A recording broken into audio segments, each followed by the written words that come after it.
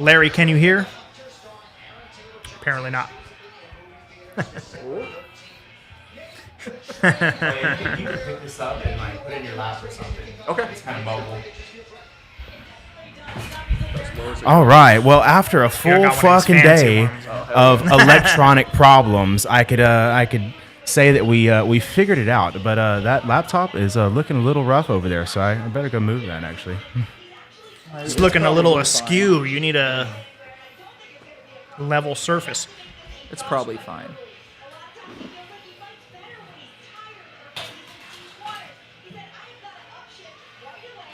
They're here for us, not for the camera. Spacejumper. There we go. It looks all right. I can see it, Jared. It looks all right. I'm going to go ahead and share it. Is it clear? Not really. That's all right.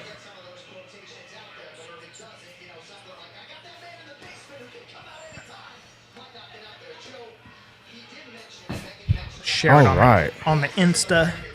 Ladies and gentlemen, welcome to the live stream.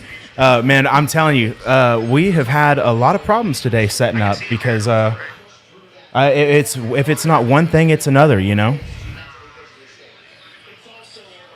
Well, Aaron, hey, thanks for coming out, my brother. It's a pleasure to have you. I don't actually think that this thing was recording when we were talking earlier, but did you say that you were from Indiana? Yes, I moved here like 4 years ago just for my full-time job. Okay. Yeah. Lived there my whole life, and then my brother moved to Houston about 10 years ago, so we came and visited him every once in a while and just kind of fell in love with the area. I was like, okay, this is the final destination. This is the dream spot. Right. And then my family kind of followed me like a year later. We all kind of decided Texas was the place. Man, I was born and raised here in Texas, and it's been honestly, it's been great. The weather's good, you know. My dad grew up in the north, and so like he was always telling me about how cold it was. You know, like weather's good. Come here, Larry. Well, compared to being freezing. It's fucking cold over there. Aaron, would you like a beer? I would love a beer. I have. Hey Barry, can you get Aaron a beer? Get him one of those. Get him one of those St. Arnold's, baby. Yeah, get him that real shit. That real shit. I'm ready. All right. And like I said, if you want to pick that thing up, honestly, the best sound comes about a fist length away. Okay. So and you can move it. In my lap or what yeah. Pick it up. You can move it around. Fuck it. Yeah, you could adjust it like that too. Just let it chill right here. Yeah. That'll work.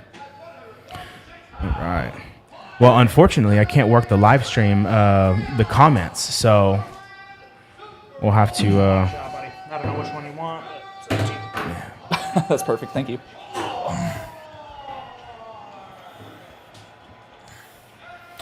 You ever had Shiner Bach? I have, yeah. Yeah, I like it. Whoa, watch out there, Larry. You got tangled up. Cattle dog. Give me Larry. Ugh. You're so antsy today. I had it for the first time about a week ago. Really? Are you serious? I swear. Wow. I was like, I want a Texas beer. And that's the one I picked because they didn't have Lone Star. Hey, you should try one of these grand prizes that I have in here. Is that a Texas beer? Yeah, St. Arnold's is straight out of Houston. It's right down the road. Oh, shit. Yeah.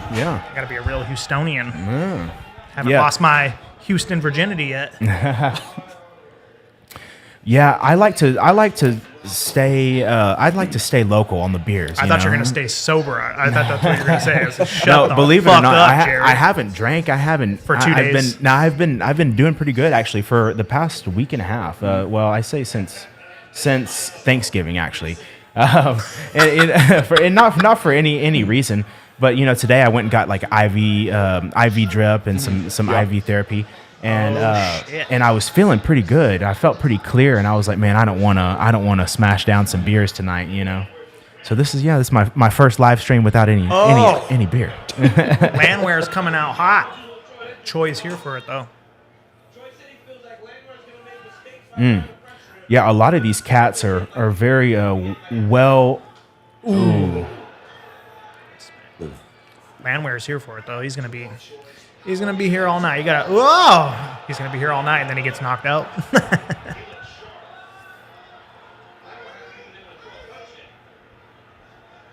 Have you guys seen Landwehr fight before? I actually have not. I've never seen him fight. Okay. He's hilarious. He's a pretty tough guy. Keeps a high guard. He likes to put on a lot of pressure.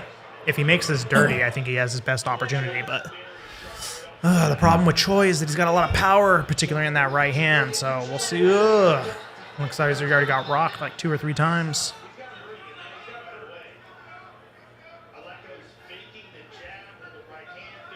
Hey, I was watching the prelims. A lot of the fights on the prelims were pretty crazy, actually. Yeah, it seems like a really good start to the card. The ones that I saw, I was cycling between the UT game and that uppercut is sticking. Yeah, the UT Georgia game was actually pretty insane also. Yeah, it's pretty sad. They lost.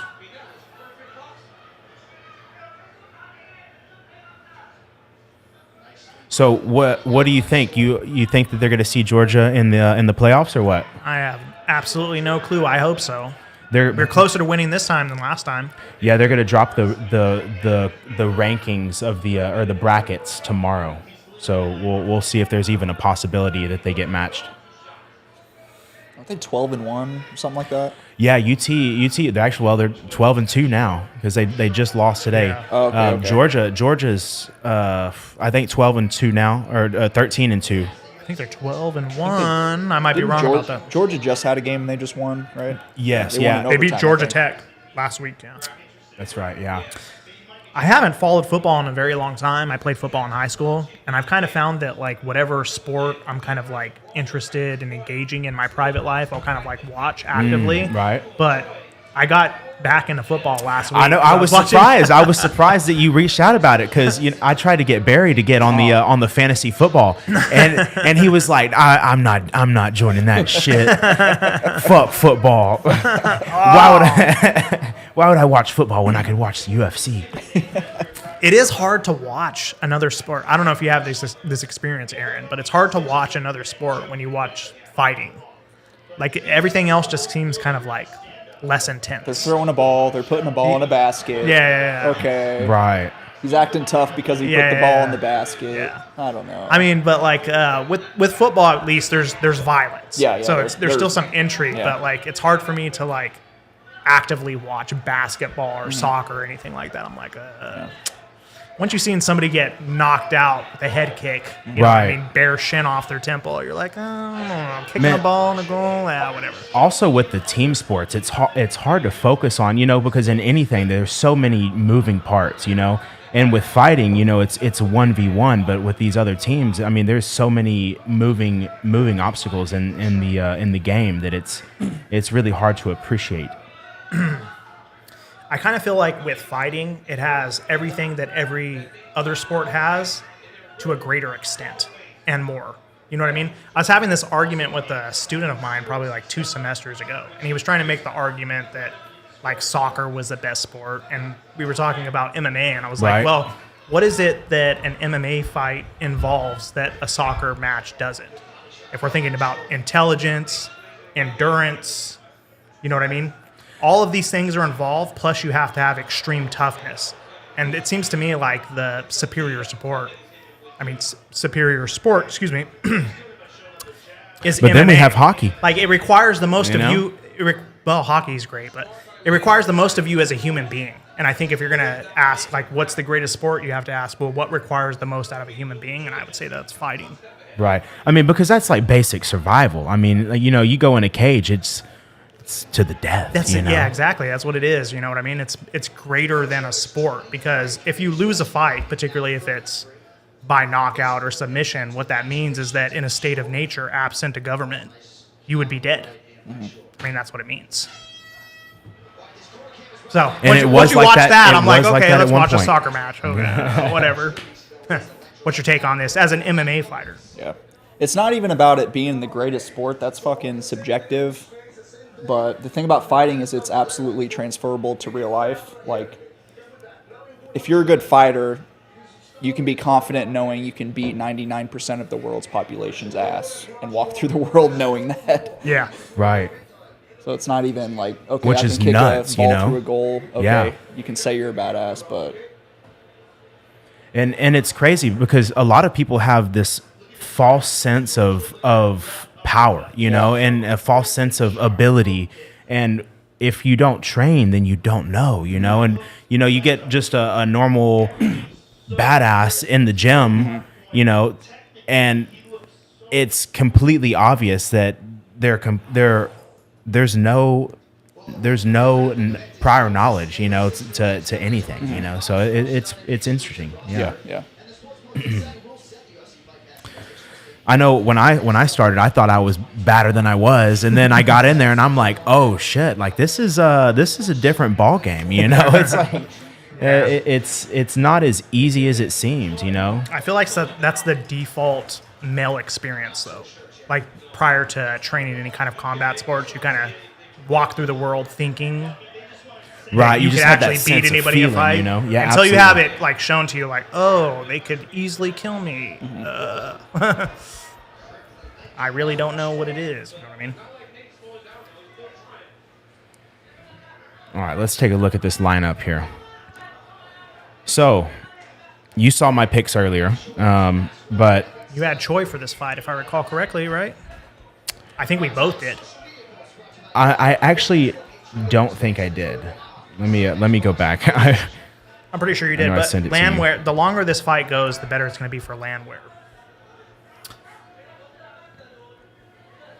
Yeah, that's right. I had Bryce Mitchell, Cyril Gain, Cyril Gain. Cyril. Jesus Christ.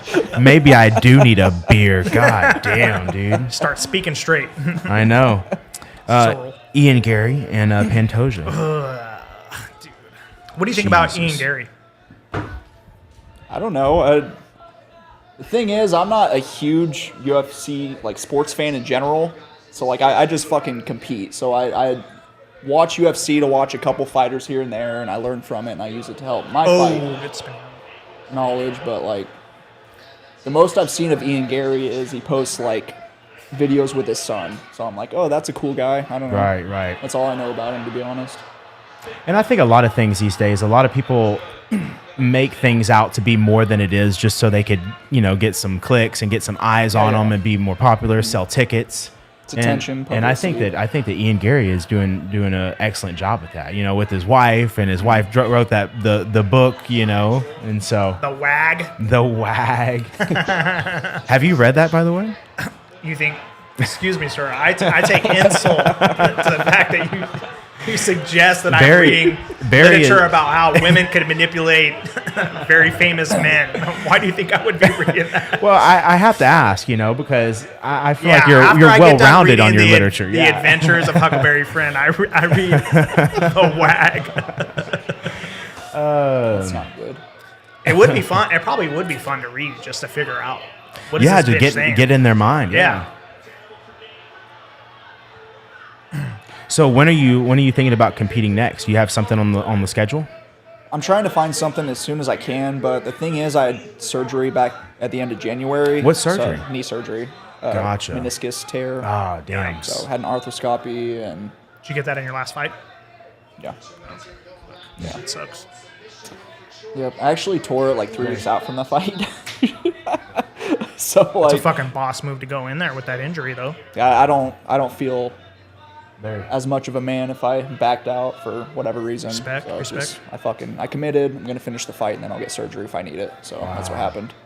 So how was it going through the fight? Like, I mean, was it pretty painful though? I mean, it had a pretty rough injury, you know. The thing is with the meniscus, it doesn't hurt until it catches. So like I can walk around pain free. It's not bad until it's bad, if that makes sense. Like it catches, and then I can't straighten my knee. I can't straighten my leg. So Yikes. Right.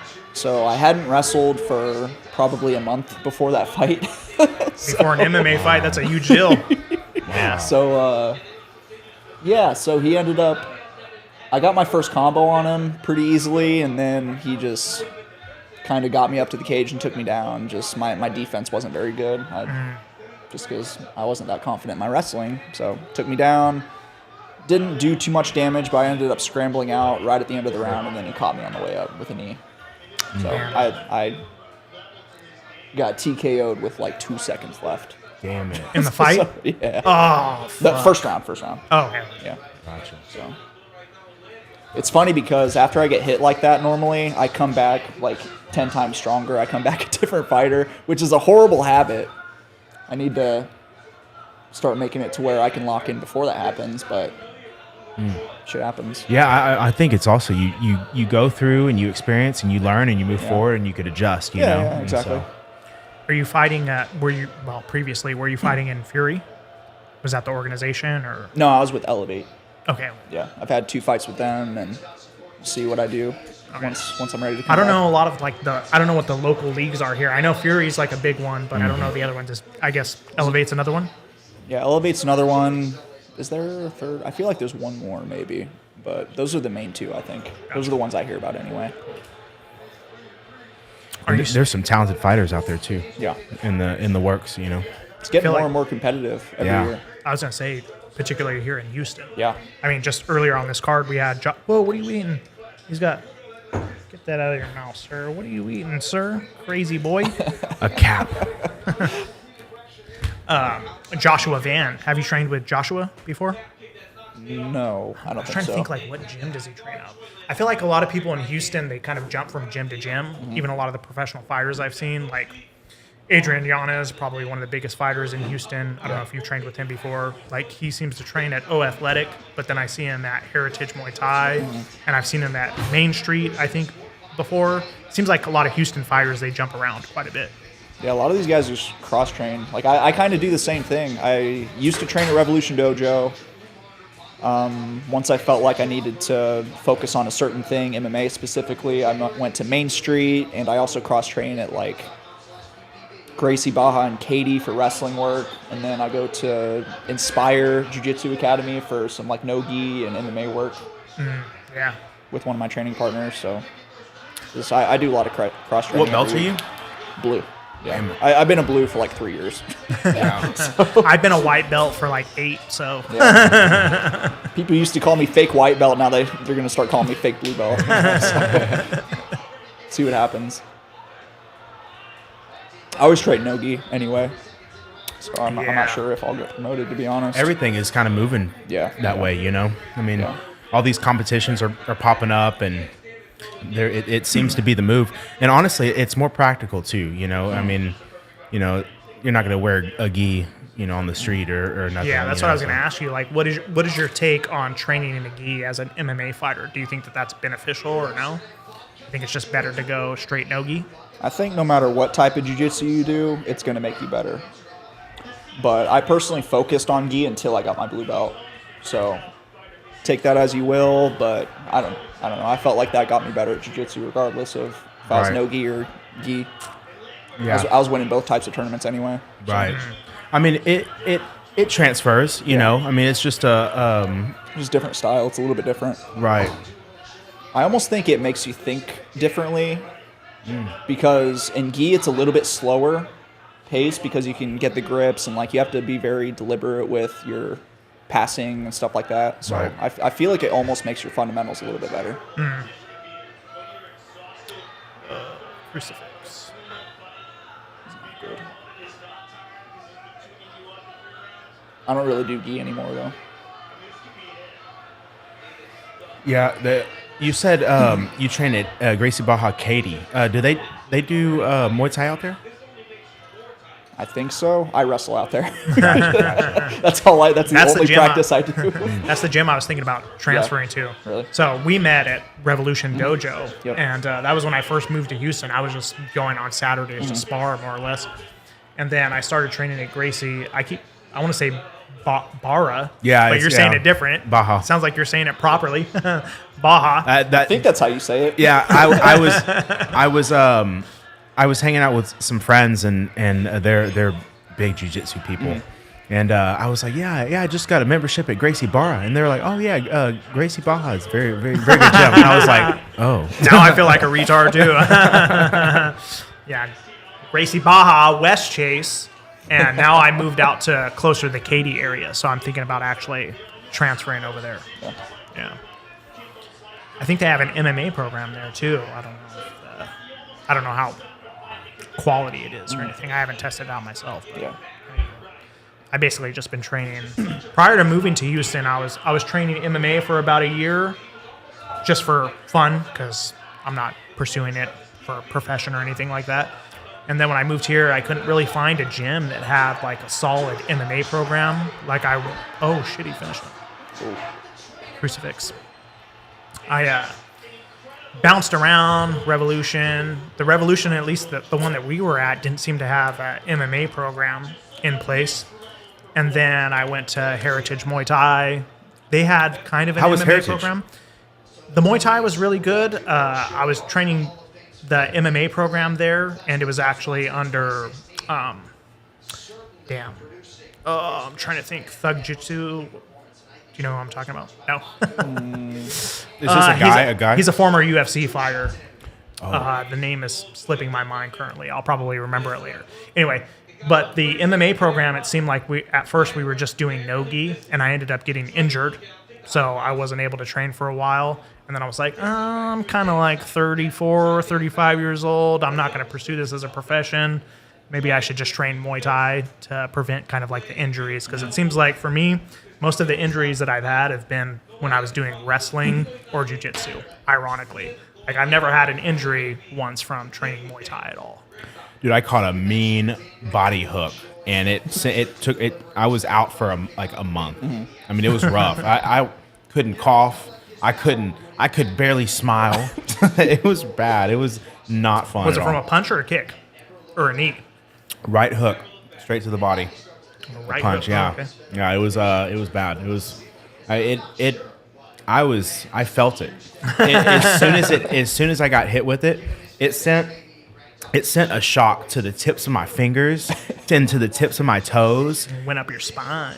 It was bad. And I was like, oh damn. I kept training, but I went home and I went to bed, and I woke up the next morning and I couldn't get out of bed. I literally laid there and I'm going, oh God. See, that's crazy, because I've never had an injury like that from Muay Thai, but I have from wrestling and jiu-jitsu. Like, I've had those kind of injuries that keep me out for a long time. For me. I don't know why. It's been the same for me. Always get hurt in grappling. Always from white belts. I know. Yeah, I got hurt. Right? I had a pretty significant sprained ankle from a guy who was, I don't know what his belt was, but he was definitely more experienced than me. I would imagine he was at least a purple belt, but he like went to go take me down from the back, and he had like wrapped around my ankle and went to go take me down, and my ankle rolled completely. I thought it was broken at first, but it was just a significant sprain. So, hey, and those ankle rolls, they suck, dude. I know. And I was like, what the fuck am I doing? I don't know. I wish I could speak different languages. What other languages do they speak in Indiana? Sí, ¿cómo se dice? Yep. Sí. ¿Dónde está la biblioteca? Is there a lot of Mexican Americans in Indiana? As many as anywhere else, except for... don't compare it to Texas. I was going to say. Texas is about as high as you can get, Yeah. I would imagine. But California's pretty much the same, yeah. it was probably dominantly white people, honestly. Hey, also, I do have some tequila for you guys. If y'all want some. See how things go. Do you have any yogurt for us? No, I'm just kidding. Hey, I got some. It's 0 sugar, 12 grams of protein, baby. Hell yeah. I'm trying to hit about 1.5 grams of protein per target body weight. And so I've been trying to hit at least 250 grams of protein a day. So I'm trying to get down. I weigh 225 now, or 228. I'm trying to get down to about 200, but like a solid 200. So, and it's been tough because, a couple weeks ago I started actually hitting the weights, and which I've never done before. I've never been in that routine where I do back and biceps one day and then legs the next day, and I've always just been like kind of CrossFit style. I'll go and do a CrossFit workout and then just people will lay it out for me at the gym, and that's how I would work out. But I kind of started realizing like, oh man, I need to actually start working out specific muscles, specific muscle groups, and that actually, I think I was 220 a couple weeks ago, and I've been kind of eating, trying to kind of build that ability to gain muscle. I don't know if it's been working, but I sure feel good. I've been taking the creatine gummies in the morning, the creatine monohydrate gummies, and that seems to work. I know there's studies that say that you have the creatine gummies and you sleep better, and so I don't know if that's a thing, but I've been sleeping like a freaking baby. So must be working. Yeah, right, exactly. I've never heard of those, the creatine gummies. Yeah. Here, look, I'll go grab them. I can show you. Sure.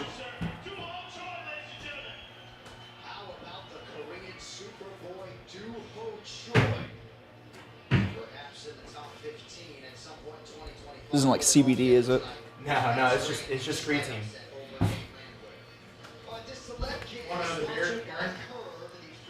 I got a second one in front of me. We're going with the grand prize this time. Grand prize. Houston. Thank you, though. But yeah, so buddy? I've been doing. I was telling Aaron that I've been taking about 5,000 milligrams. I think that's what it is of creatine a day. It's like 4 gummies, and it's a couple studies have shown that you get better sleep and you have a better overall, you have a better overall quality of your day, So I don't know. I've been testing it out. So another thing I've been doing is the infrared sauna. The infrared sauna has been working nice for me. I do it twice a week, and it's luckily it's just right under the studio here, and so it makes it easy just to go to. But that's been actually insane. Have you ever tried the infrared sauna? I've done infrared sauna. Normally it's during weight cuts, honestly. Gotcha. What about cold plunge? I haven't been huge into cold plunge, but I was in Bali for a few weeks and I was hitting cold plunge like once or twice a day, and I feel like I noticed a difference. Once or twice a day? Yeah. Holy crap. I would get like a morning workout in, and then I would go hit the cold plunge, and then I would immediately go into the hot tub or like jacuzzi or whatever the fuck. It was like a yin-yang pool while I was there. So it had one next to the other. One was hot, one was cold. So as soon as I was done with the cold, I would just fucking fall into the hot water. To get in that hot water. Nice. Oh, God. And then like after fight training in the evening, I would do that whole process over again, plus the sauna. My God. So, damn. Yeah. The only experience I've ever really had with that is actually when I was doing high school football. Like we would do it like really? after You talking about cold plunging? Yeah. Really? Like we actually had a tub that we would dump ice into and just get into. Now that I think about it, I never got in it because I was like, I'll let y'all get in I it. loved it, dude. I don't know what it is exactly. I can't explain it scientifically, but it made me feel like I could recover a lot faster. Really? But it's been a very long time since that was the case. So we're talking about like 15 years. So. Damn it. Yeah, I need to start looking into the cold plunge. I know my weightlifted gym, they have cold plunge options for you, and I've been a little skeptical. Not just because Joe Rogan does cold. it, so it must be true. It must be good for you. If Joe Rogan does it. Joe Rogan looks like a freaking beast. Yeah. I'll give him that. You know, Fucking does. You can't fucking deny it. Bryce Mitchell. He eats squirrel for fucking breakfast. Fucks his sister for dinner. No, I'm just kidding. Damn, I need a beer after that one. I Jesus Christ. Shit, my family's from Arkansas and Oklahoma. So Oh, damn it. hating on my own kind. Dude. Friendly fire. Yeah. I've heard, I hear that Arkansas is pretty thick over there with With their cousins. I thought that was Alabama. Somewhere in there. Somewhere around them parts. I don't really know. They moved to California during the during the Dust Bowl. So then we became Californians, and now I'm back in fucking Texas, ready to restart the lineage. Well, none of my cousins welcome are home, none of my baby. cousins Welcome are here, home. so we got some fresh breeding around here. Yeah. So I saw on your Instagram you do quite a bit of shooting, right? It's been a couple months, but yeah, I like to go whenever I can. Oh, okay, cool. Yeah. Yeah, I'd like to go more often than I currently do. Gotcha. But I like shooting. yeah, that's one thing that I've definitely gotten into since I moved to Texas. Yeah. I become something of a firearms enthusiast. Foosball. That's what I was about to say. Foosball. What do you like to shoot? Do you carry? I don't carry, but I have a 9mm Smith & Wesson. Smith & Wesson. It's like MP9 Smith & Wesson. Smith and Wesson's good. 2.0. Smith and, Some shit like that. yeah. Shit, as long as it shoots, she's good to go. Honestly, I was even looking at getting like a little 22 pistol. Like I know this considered gay here in Texas, but a 22 pistol. I was gonna say, do we have the bleep? Yeah, Is the bleep on there? Oh, damn. Are you gonna really? Yeah, you gotta bleep it. Dude, Give me 5. We gotta get the bleep. I'm gonna Say say it. I'm gonna say it. You're a.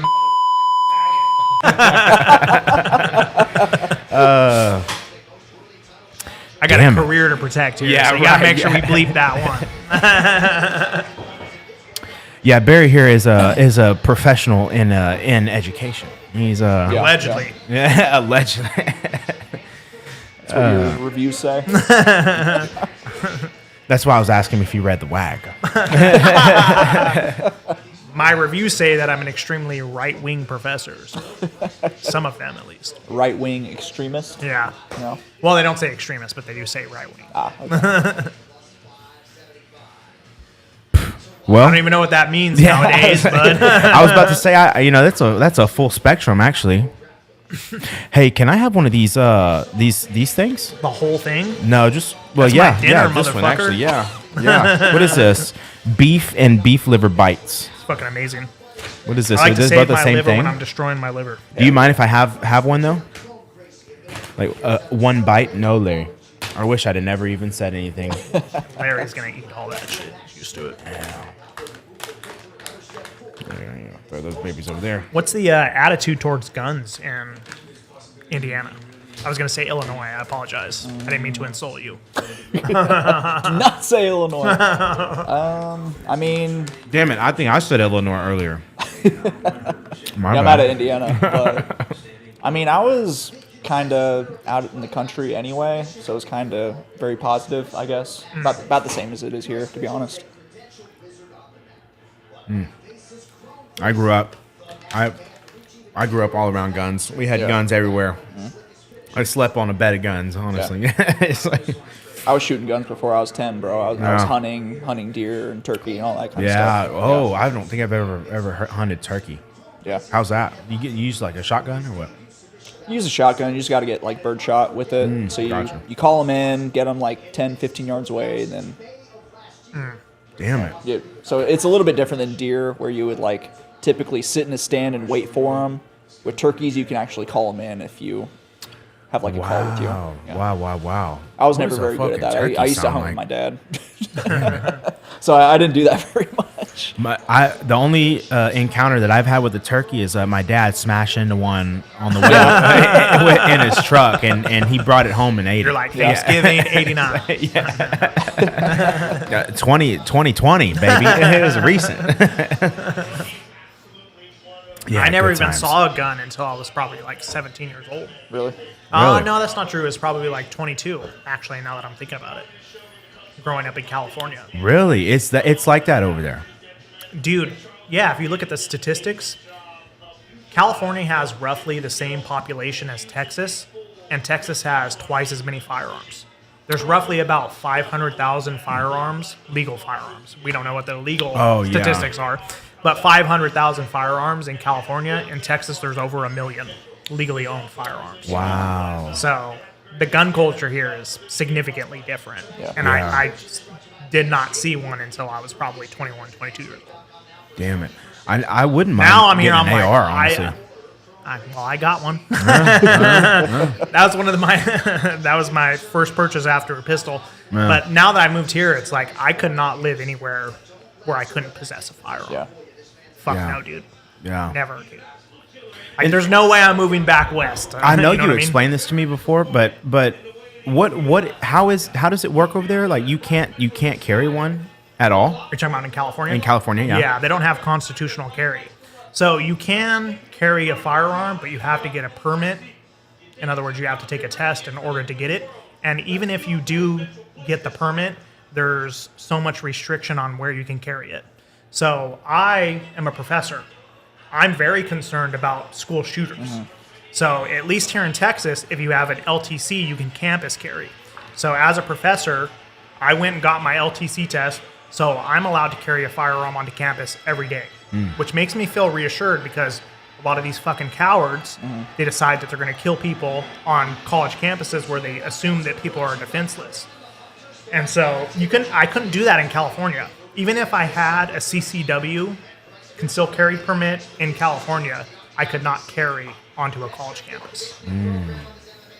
Isn't that crazy? That's wild. That's so It's wild. fucking crazy. Yeah, that's wild. And that's what I'm saying. Like, I could, as a professor, there's no way I could live in a state that wasn't going to allow me to carry on I think I campus. went into one of my college classes, and the first day he was like, "I just want to let y'all know I'm carrying," or something like that. He's like, In Beaumont? yeah, he's like at the university out there. You're not- Like, he's like, That's technically illegal. Don't be but doing some. Don't. you're- Yeah, he was a wild professor. I think he was a physics professor, and those physics professors are crazy. Like, Yeah. It's not a bad idea. Like, I wish we could open carry. You can't open carry. You have to conceal carry. See, and I heard Because if you open carry, that's people know, like, oh, he has a gun. You know what I mean? Right. If it's conceal carry, it's kind of like in the back of their mind, like, he may or may not carry a gun.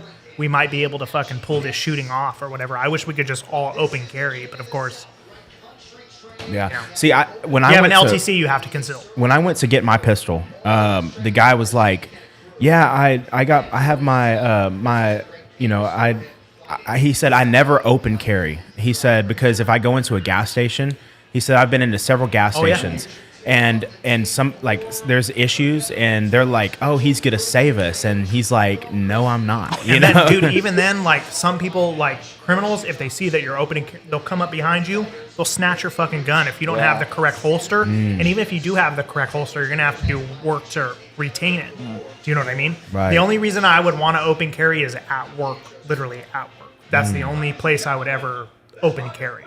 You know what I mean?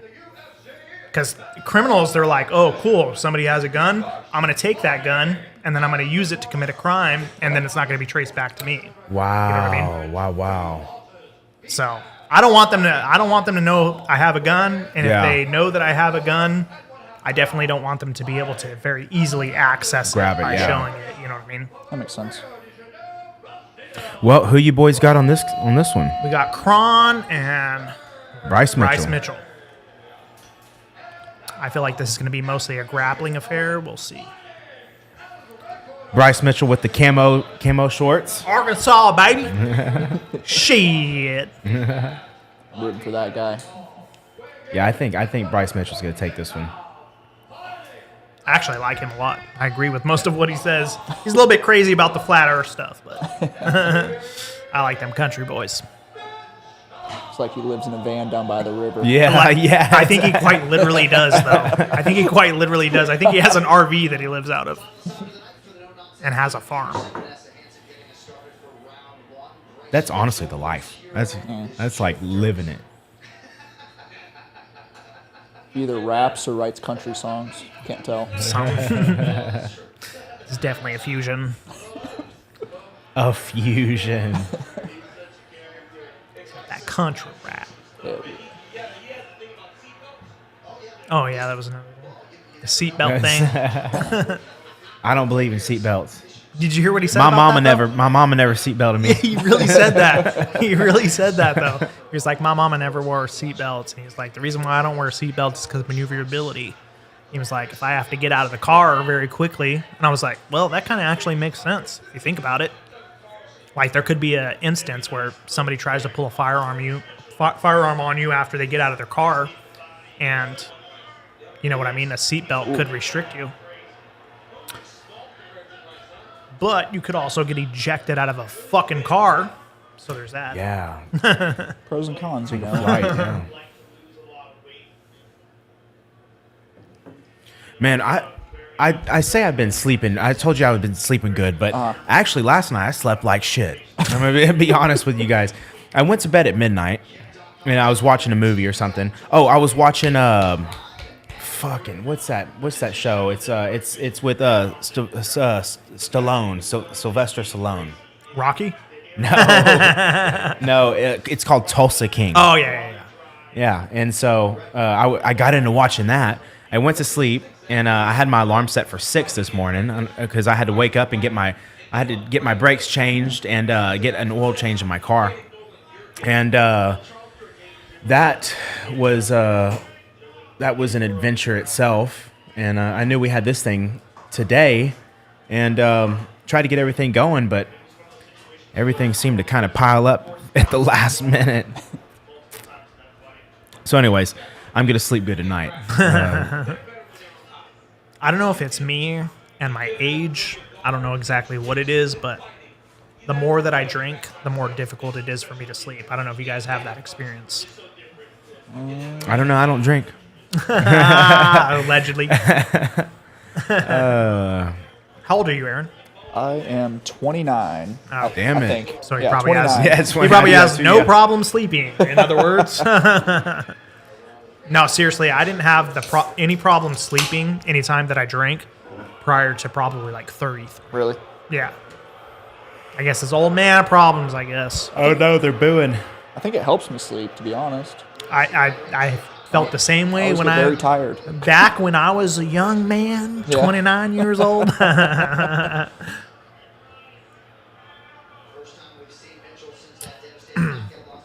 It's probably true as far as it goes. In the sense that if I have more than like 6 or 7 beers, then it starts to affect my sleep. But I don't know if you drink that heavily. If I'm 6 or 7 beers deep, I'm damn near passing out. Oh, okay. So it helps me sleep. If I'm 6 or 7 beers deep, I'm drinking 6 or 7 more. That's my problem. That's why I'm not drinking today. I went. I'm the same And way. I've been just going so hard for the past couple months, and I was like, man, I need to relax a little bit. It's not going well though. It's very boring. I feel like the appeal of alcohol is that it makes things not boring. That's always been Makes the everything fun.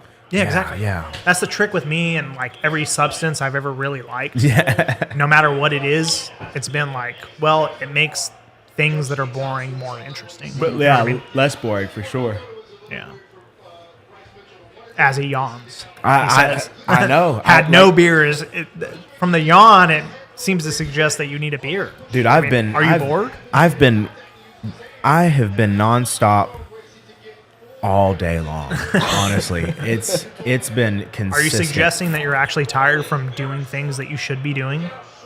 From actually working out? I completely and using your body? Is that I what you're completely suggesting? have a whole. I laid out my whole weekly schedule for the next month until Christmas, and every day. I mean, I have it laid down to the hour. Like at 4 p.m. I'm leaving and I'm going to do this. At 6 p.m. I'm leaving to go do this. Dude, I literally don't have time to do anything else besides what's on my schedule now. Like it's nuts.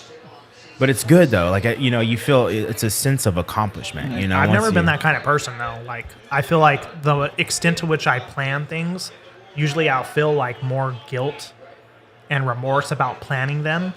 Yeah, but and it makes me like actually end up not doing them. Yeah. Like I have more success I see what when you're I just saying. like I know I need to do what it is that I need to do and not actually like sit there and journal about it or write out like an actual schedule or anything like that. For me, it's just like, I know what I need to do, so just fucking do it. You don't need to fucking sit there and make a schedule. Just do the fucking things you need to do. Right. But you're a more structured person than me. If I don't have a schedule, I'll get on Call of Duty and I'll play Call of Duty for a couple hours and then I'll look up and it'll be dark. Shit, now I don't have time. I know. What's that like for you? I don't write things out to like the hour, but typically what I'll do is I'll write a priority list of like maybe like these 3 things I have to do today, and I'll usually get more done. But if I get those 3 things done, then I'm good. I'm happy for that. Yeah, I think that's smart. So Yeah. that's typically what I do. I don't write things out to the hour, but I'll write down things I have to get done today or this week or whatever it is. Well, my problem on my thing is like I'm waking up, like I wake up at 5. I'll be in, jiu-jitsu starts at 6:30, 7:30. I come home. I got to go to work. I work over at MD Anderson, and that takes its time too. You know, leave there, go to Muay Thai, go let Larry out. Come home, go work out over here, come back, go to bed, wake up, do it again, but every Monday through Sunday it's something different. Yeah. Which I like. I like the variation throughout the days. If I do the same thing every single day, it bothers me. Like it really bothers me. It's like that worker's mindset. Like, okay, back to work every day, same thing, same shit. Yeah, having a variation of like, seeing different people every day and doing like, on Wednesdays, just for example, on Wednesdays at 6 a.m. I do jiu-jitsu in River Oaks, and so that kind of gives me a different environment, a different setting to practice in. Yeah, my fight schedule is very fixed throughout the week, but that's about it. Yeah, I practice at this time at this location every single day. How much do you practice a day? Once at least. Yeah, Right. and 2 if I'm feeling ambitious. Right. Are you doing? You said it's mainly wrestling right now. No, I mainly do striking right now because that's the most I can do. I can work around that the most, if that makes sense. Gotcha. Because like with my knee, wrestling's a little sketchy. I'd imagine. Right. Yeah. Like when I add like lateral pressure to my knee and I'm driving into people, it kind of messes with me every once in a while. So striking's like the safe thing I can do, where I know exactly what I'm doing. Right. Exactly. Where I know I'm not going to hurt myself. So I'll do a couple jiu-jitsu practices a week, but I just got to be careful. Right. Yeah. Man, my knee's bad too. Believe it or not, a couple years ago, I was jumping on the trampoline. It's like the most wimpiest story ever. Because I was like the most fit that I've probably ever been in my life. I was walking. Yeah. And I tore my I was doing CrossFit every day, maybe multiple times a day. I was probably the most lean that I've ever been. And my little nieces, they're like, Uncle Jared, they're little bitty girls, and they're like, Uncle Jared, come bounce me on the trampoline. And I'm like, I had a couple drinks in me at the time, and I was like, yeah, I'm gonna bounce you. I was bouncing them, and next thing you know, they bounce me, and my knee just pops, man. And it hadn't been the same since.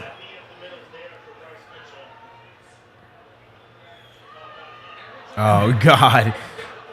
Pulling guard. You hear Joe Rogan saying, "Oh no, not again."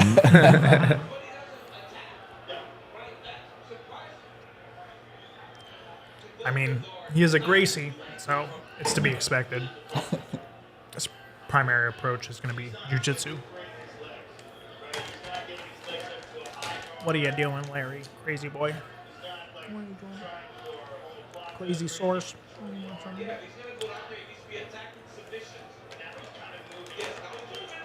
Oh no. Ooh.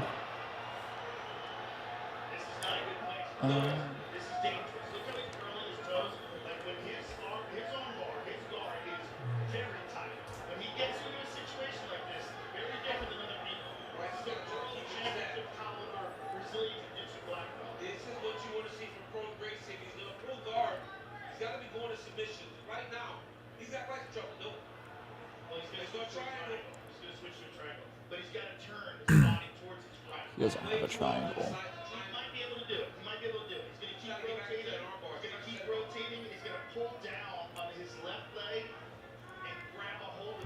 His foot's in the wrong place, correct?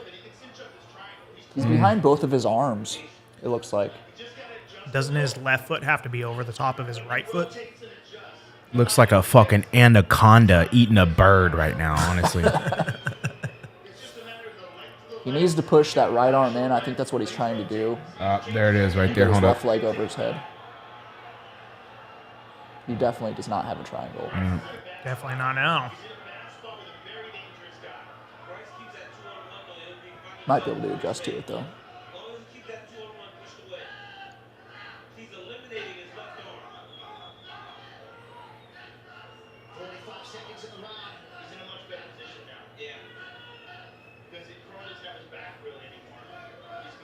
He's fucking tired.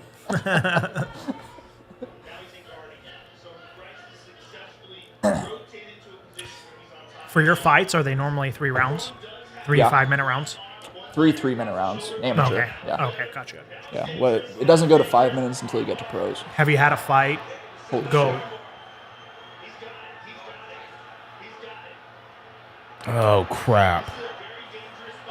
Ah, he got loose. I'm sorry. What? That's right.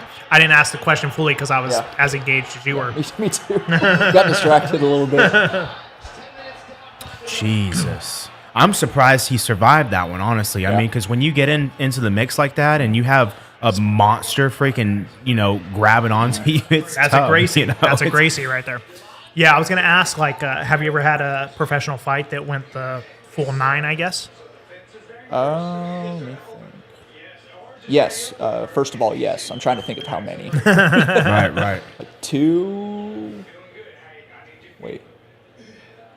I don't think I've actually ever stopped anyone in a fight. I've dropped a lot of dudes, but typically they go all 3 rounds normally. Yeah. So I've had several. What's the fatigue like at the end of the 3rd round?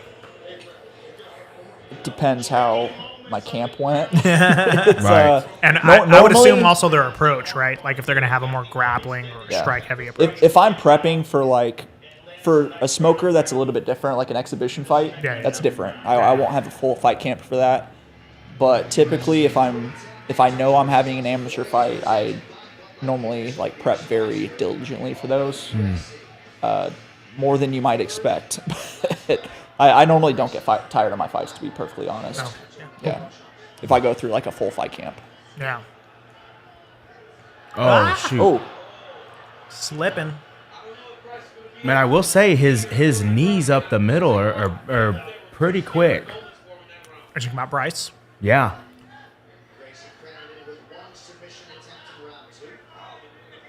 I'm pretty astonished that he's like somebody who faced Ilya Tapora and didn't get knocked out. it sounds like extremely strange to. that Wow. was a quick stop. Arkansas, yeah, I thought that was a little bit quick. Yeah. Those were vicious elbows. It probably was going to get worse from there.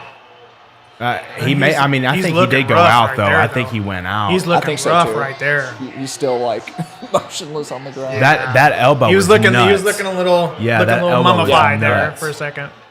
Yeah, Those are cross-eyed for vicious sure. elbows. Yeah, that was crazy. Arkansas, baby. Shit. All right, I'm gonna try this fucking Houston beer.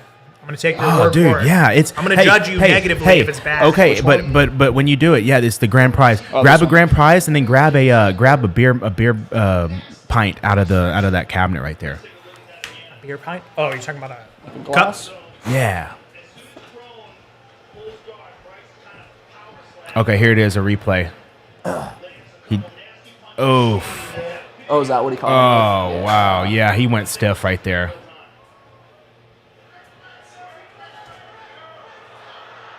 Boom. It's far left.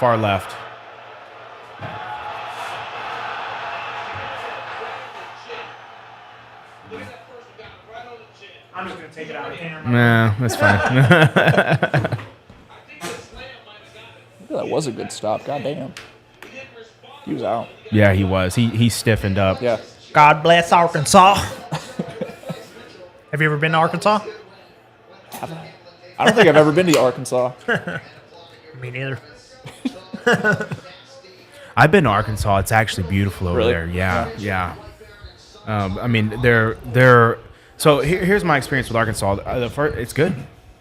It's fucking like any. It tastes like Bud Light. Well, that's why you chug it. Bro, you were talking up this beer like it was something special. It's not a pale ale. It's different. It's different. Correct. But you chug it and you'll be feeling nice. It's better than a Bud Light, bro. What? It's got a little bit of a bite on it. It's kind of what like a Yingling I think type. what it does, it's after that pale ale, because I mean that pale ale is just a different flavor. It's an L, yeah. So I mean, it's to be expected. Yeah. Yeah, I guess if I had a Bud Light next to this, I might judge it differently. But this seems pretty weak. Hey, I like a good Otherwise- Bud Light, though. I will say. I'm not trying to be a dick, but the last time I had Bud Light, I think, was in high school Really? or here. Yeah. We used to love it in high school because it was cheap.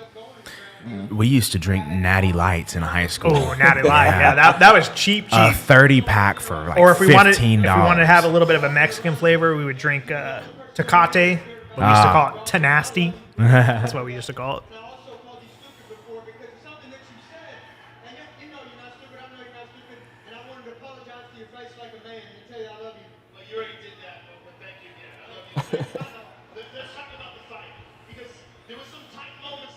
What the fuck is he wearing around his neck? Is what I want to know. What's the story behind that?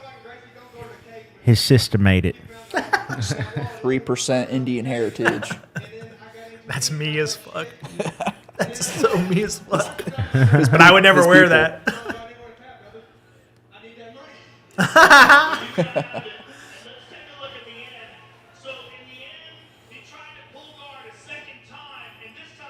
Oh, jeez. Framed on that, dude. That's what I want to Yeah. do, jiu-jitsu guys. The frame was a strike in itself, yeah. He went, hell no. Boom. First strike. Second. Third. Oh. Yeah.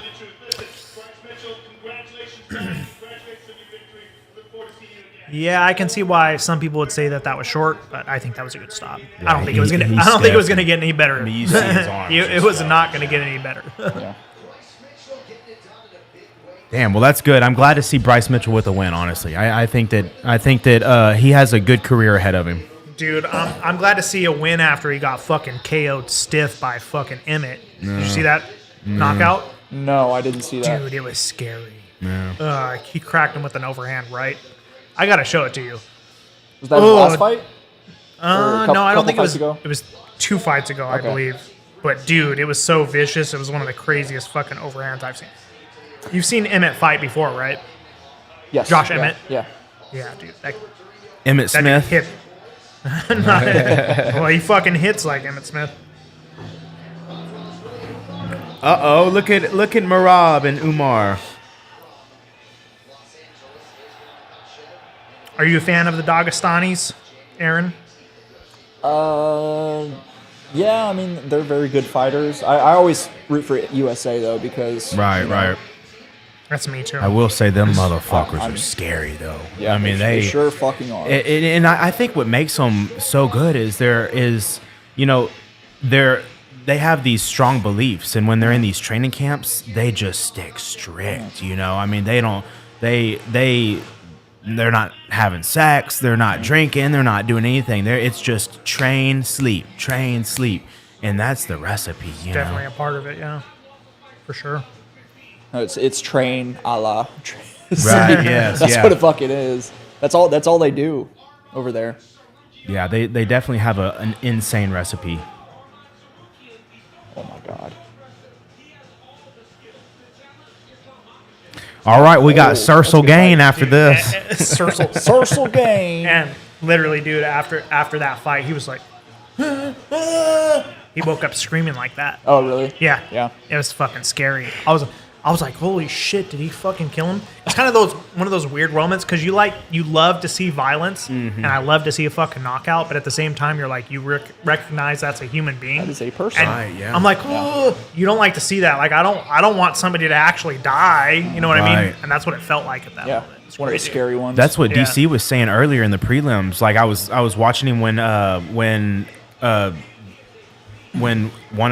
the fights were going on, and he was saying that he was like, man, you know, that kid comes out like fearless, but you got to realize like he's young, he doesn't realize that he's in a dangerous game. You know, I mean, it's life threatening at times. You know, which is scary. You know.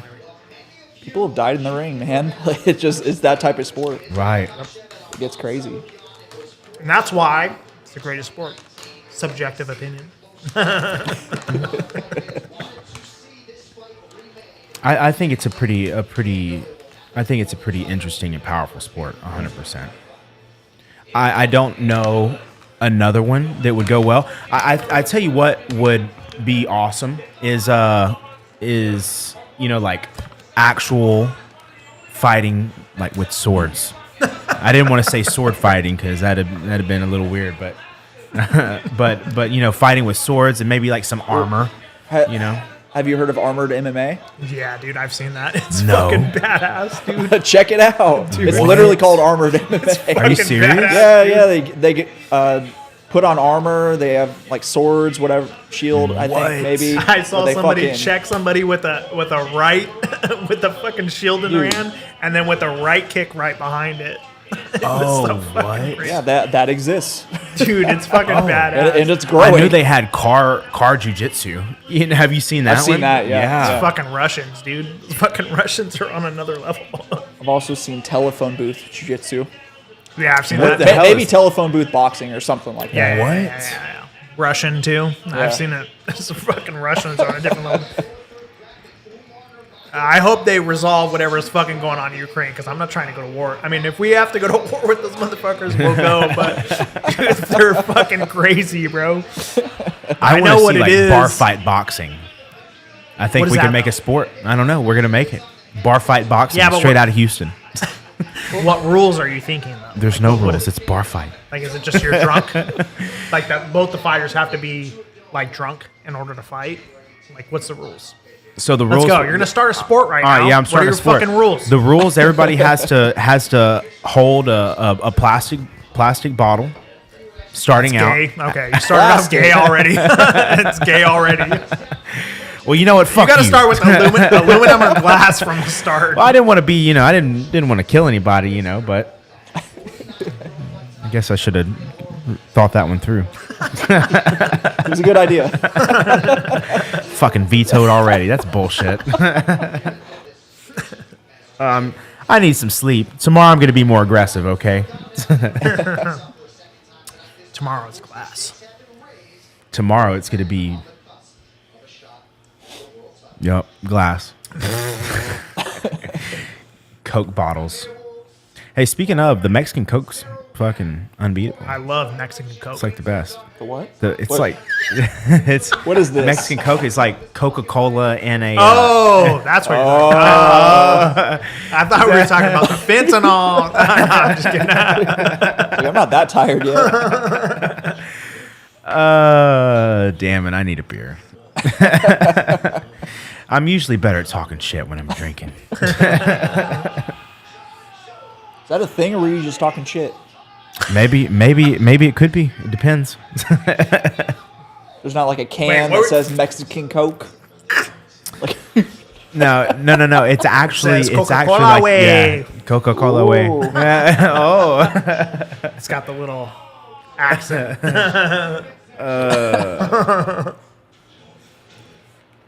Colombia. Wait, what were you talking about? Now I'm confused. I'm fucking done.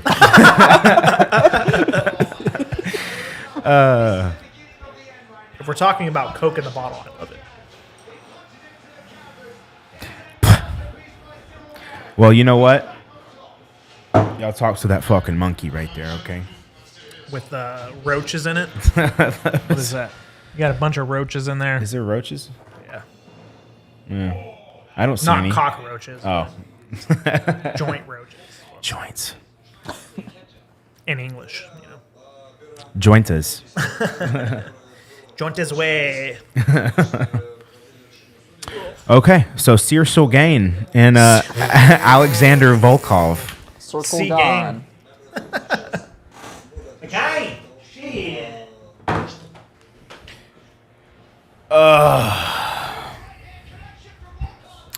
I tell you what, we need to get together and run a full podcast. Is what we need to do. Yeah, that'd be a lot of fun. Yeah, the live streams are always different. They're more casual. There's Yeah, not just really hanging out, anything. talking Yeah, shit. yeah. But yeah, man, I'd like to chat and kind of get an overview of everything. That would be really cool. Yeah, I'd like that. Yeah, That'd and be cool. honestly, we could, so Spacejumper, lately I've been actually going and visiting people at like different locations. Mm-hmm. Like a couple weekends ago, I was in San Marcos and I interviewed a guy from, he's a big tattoo artist. Okay. And we did a podcast straight out of his shop, did one interview out of Beaumont with a lawyer and dude, I think it would be badass to set up in a gym somewhere, and Yeah, run, maybe. run with some people, hitting pads in the back or something, and just kind of having making some fun out of it, Yeah, that'd be cool. That'd be cool. But what I need to do is I need to get my fucking camera fixed because I don't know, man. I don't know what the deal is. So you see how this cord is moving? Yes. It's like really loose. I think I'm starting to lose like a solid connection. Yeah. And because I had been drinking one day. And this is dude. Bad things tend to happen when I start drinking. I was freaking Stepping on shit. I had friends over. We were acting crazy, and I have equipment out everywhere. And I knocked the tripod over.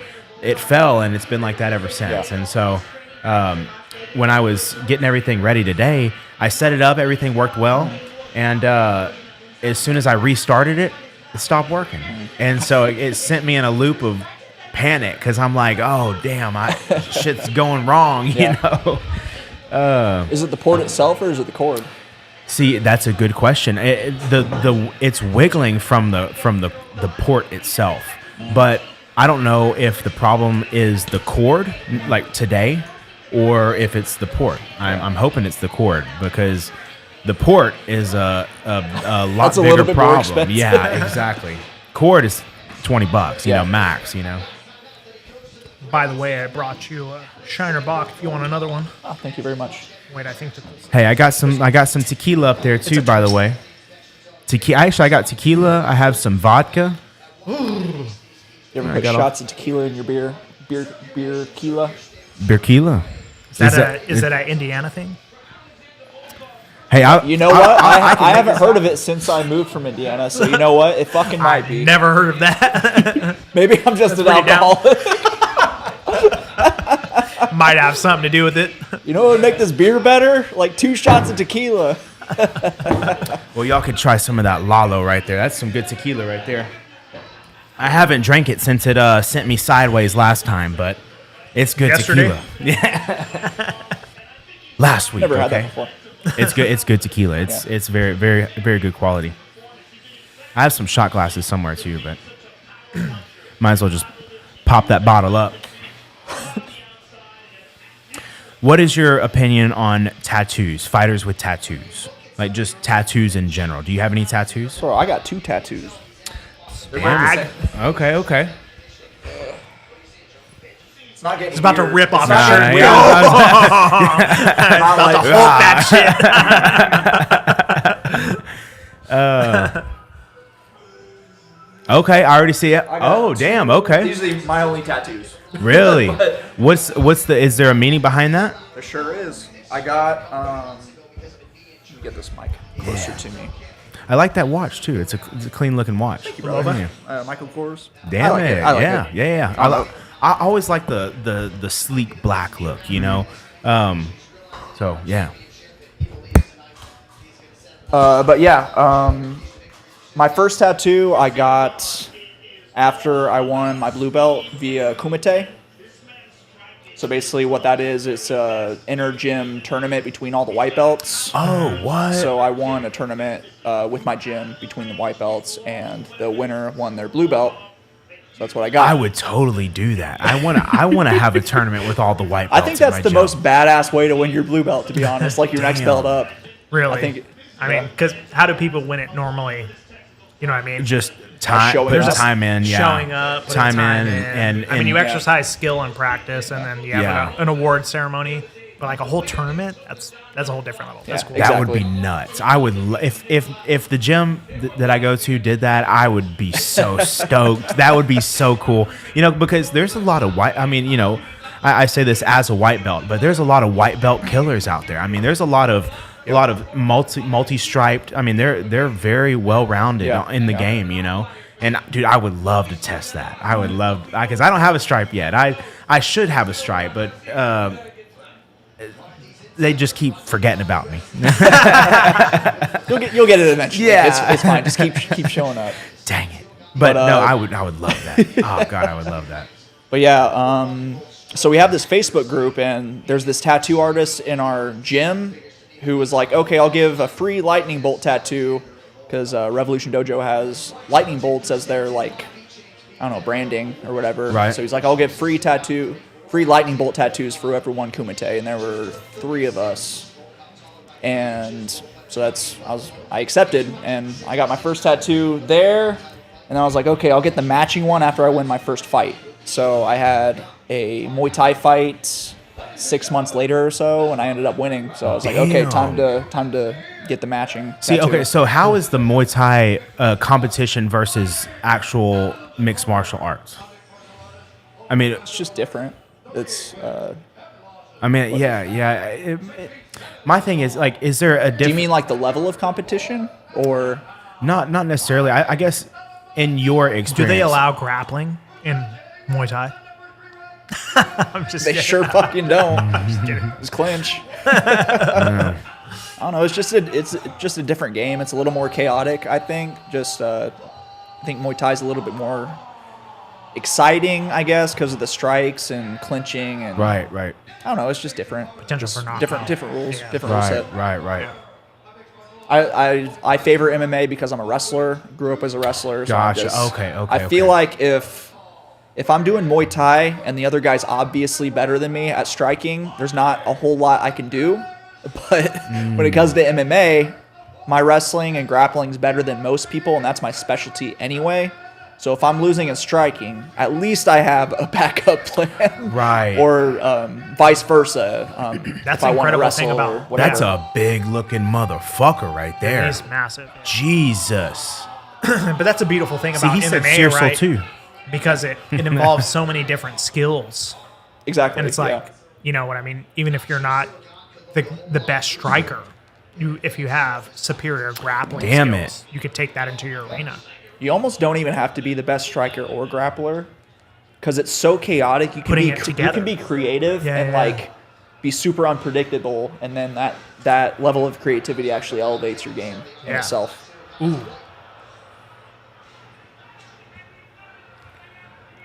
Volkov looks mean. It's the cornrows, bro. He's been fighting for so long. Yeah, dude. I mean, look at him though. He just looks mean. He's got that grimace. Yeah.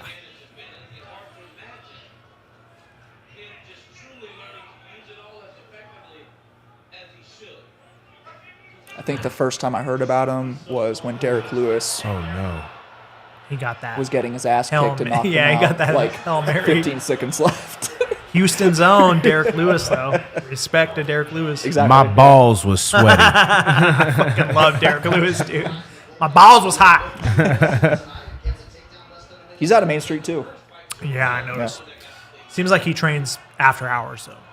I'd imagine. Like, Oh yeah, you know- fighters like that they don't train with the group anymore. It's too risky. Yeah, yeah. They'll get like private sessions. Coming Or, like, train at with least a bunch of go with- fucking dickheads. You're trying to like challenge like you. new guys. Yeah, Dumb shit. trying to big dick somebody, yeah. They'll at least train with trusted people. Like Yeah. they'll have a select.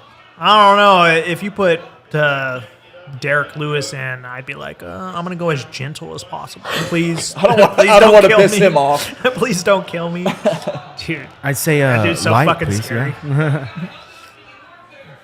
They're like sparring. I'm mean, like, light sparring? Yes. Oh, sure, light sparring. Yeah, very light. Very light. Dude, I fucking love the location of fucking Main Street, though, dude. Just right in the center of everything. Yeah, just like Yeah. looking out the windows. Feels like a fucking Rocky movie or Yeah. something. It's fucking incredible. It's like a Rocky style gym. yeah. Yeah, like that dirty. I don't Yeah. want to say dirty, but like urban style, like Yeah. old school. I know what you're saying. Hot gym. Yeah, I don't know what the exact words are for it, but I know what you're saying. You know what I'm saying? Yeah, like yeah. if you go to Rocky 3 and go to what's his name's gym? Not Creed? No. Whoever Rocky's like. I was thinking of the Russian guy, but I don't think that's the What one is you're his referring name? to. I'm an idiot. The guy. The black That guy. one guy. Creed, no? I I think think so. so. Yeah. Whatever. His gym. That's kind of what I'm thinking of. Yeah. Plus, with my wrestling background, I'm used to that like super hot style of training. It's so not even it's have kind you of been to nostalgic. Heritage? No, I've never been there. No. Fuck, dude. Is it hot over there? Yeah, dude. Well, because at Main Street they have windows. Yeah. In fucking Heritage they don't have. It's like literally like training in a shipping container. Yeah. Dude, it was fucking crazy. It was one of the first gyms that I went to when I moved here to Houston, training Muay Thai, and the peak of fucking summer, as you can imagine, it's fucking hot in Houston and humid, and all they don't even have air conditioning. They have fucking fans, one of which they would put at the fucking end of the mats, and so like I'm not a like extreme sweater. I'm sure you've met people who are. Extreme sweaters when it comes to like, Yes, that's me. I sweat But- like a fucking. I like a don't. fucking I sweat don't. like a but motherfucker. when I was there, dude, a lake. That's how hot it was there. Yeah. For me, somebody who is not like normally somebody who's a sweater, like there it was fucking a lake by the end of the workout. It was like it sucked, but at the same time it was kind of cool because I was like, you can kind of see your work. You know what I mean? Like as weird as it sounds. How hard did I work today? Yeah, you're like, It's right oh, there's there." the puddle.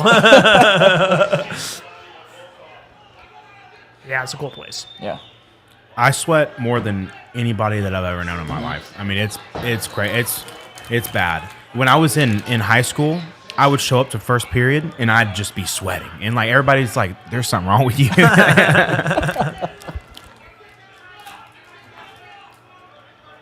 Ooh, good knee. Got caught.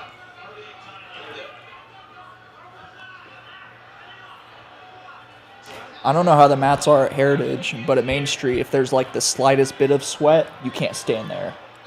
Yeah, with it's the very solid footing. slippery. Yeah. And it's because of the type Yeah, of it's the mat same. It's the same thing at that's there. Heritage. Yeah. Yeah. That might be in. And like, it's pretty crazy too here in Houston, coming from where I come from. Like, sorry. That's deep. Yeah. Ooh. End of the round. Like the way that all the different gyms handle, like even just a basic thing like Muay Thai, it's pretty crazy. Like the way they handle drills, who's instructing, whether you're going to be hitting pads or actually hitting on a person. Sorry. Prior to moving to Houston and training here, like whenever we would do like pad work, or I should put it this way, whenever we would do Muay Thai, the vast majority of it, 90%, would be pad work. When I moved here, it was kind of like 15% was pad work. Most of the time when you're doing training, you're doing it against another person, not with Thai pads, actually. Yeah. Which is a bit strange. I was like, whoa, what the fuck is this? Another thing that was very interesting, and I actually like this about Houston, is that when you spar, usually you spar and the coaches are actually sparring with you. Yeah. I never had that experience in California. And I actually like that because it's kind of like you get a chance to see kind of where you're at with the you know what I mean, the coach at that particular gym. It's like, well, that dude could easily kill me, so at least I know where I'm at. The gym that I came from, the coaches would never spar with the students. Like I feel like at Revolution Dojo, we would always spar with Ray. You know what I mean? Yeah. And it was kind of like, oh, you know where you're at. You know what I mean with him. So, have you trained at Blacksmith? I haven't yet. No, I want to check out some sparring sessions. They have sparring every Saturday morning. I don't know what time, but I would love to check that out here pretty soon. I wanted to. But- Yeah, I like him a lot. Yeah, Cool dude. yeah. Cool dude. He's a great coach. Yeah. I'm nervous going anywhere because I know my skill is not very good right now at striking. I just, compared to like, you guys' body type, it's I'm bigger and I'm slower, and so if I'm jabbing, it looks like I'm probably doing this, It's, I kind of feel like with most of the gyms that I've been to quite a few here in the Houston area, though. It's kind of like most people will match your energy. You know what I mean? Sometimes you'll have you'll have guys who are inexperienced and they're trying to like go too hard. But for the most part, like if you realize like, oh, maybe I'm not experienced enough and I just want to go light. Most people will go light with you. You know what I mean? It's only really if you like want to like crazy turn it up that people are actually going to like try to hurt you. right. That's been my experience anyway. I normally don't turn it up unless it's a friend of mine who I trust, Yeah, and we can go a little bit harder. Yeah. Or it's someone who's like, okay, apparently I'm a fucking punching bag, so now I'm mad. right. Those are about the only two scenarios. I'll go pretty hard on somebody. Yeah. But And that's sorry. I was going to say, especially with new guys, for the most part, typically they don't have bad intentions when they're going hard. yeah. They're just They just don't they're know. just nervous. They They don't don't know how hard they're supposed to go. They're just yeah. like just an experience thing. Yeah. They're probably just nervous. That's normally how that goes. I mean, we've all been there, right? exactly. I mean, yeah. We've I've all done been the at that same level. thing where it's like going way too hard. Like you confuse sparring with a fight. Yeah. That happened with me when I was first started training. It's like, oh, you want to spar me? Okay, you want to fucking fight me? Okay, we're gonna fucking fight. Fight now. I'm gonna try to kill you. You know what I mean? I had this cat go a little crazy on me the other day. Because I think my punches land on the harder side, and just I guess naturally. And so I was jabbing, and I faked the jab and came with like a hook, and you could see the anger in his eyes, and I was like, whoa, like hey, it's all good, and.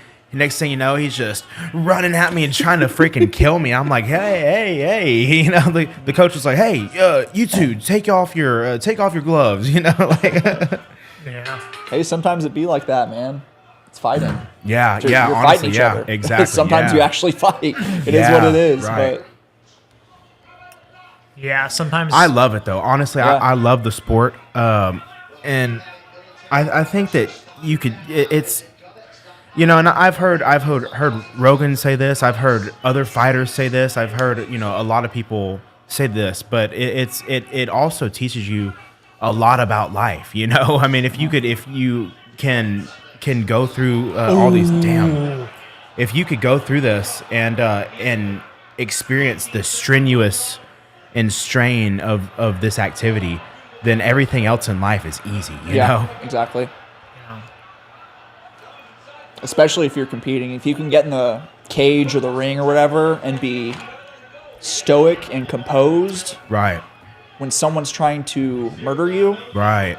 literally. you can literally murder you. Yeah. Like the ref stops it before you die. Right. Exactly. That's actually nuts. And that's why I would say that MMA is objectively the greatest sport. Yeah. Then you can Even though handle you said most it was things in life. subjectively, I think objectively it's the best sport. Yeah. I agree. You're just trying not to be biased. I wouldn't want to be called that. Hurt my feelings. Yeah, if you can do that, you can handle most. What was that? You gonna drink that? Do you want it? Yeah. Here, Take it. There's You got another this one. one here, There's too, another yeah. one. Yeah, that's I cool, can grab that's it, cool. but I just want to drink this one now. Yeah, go ahead.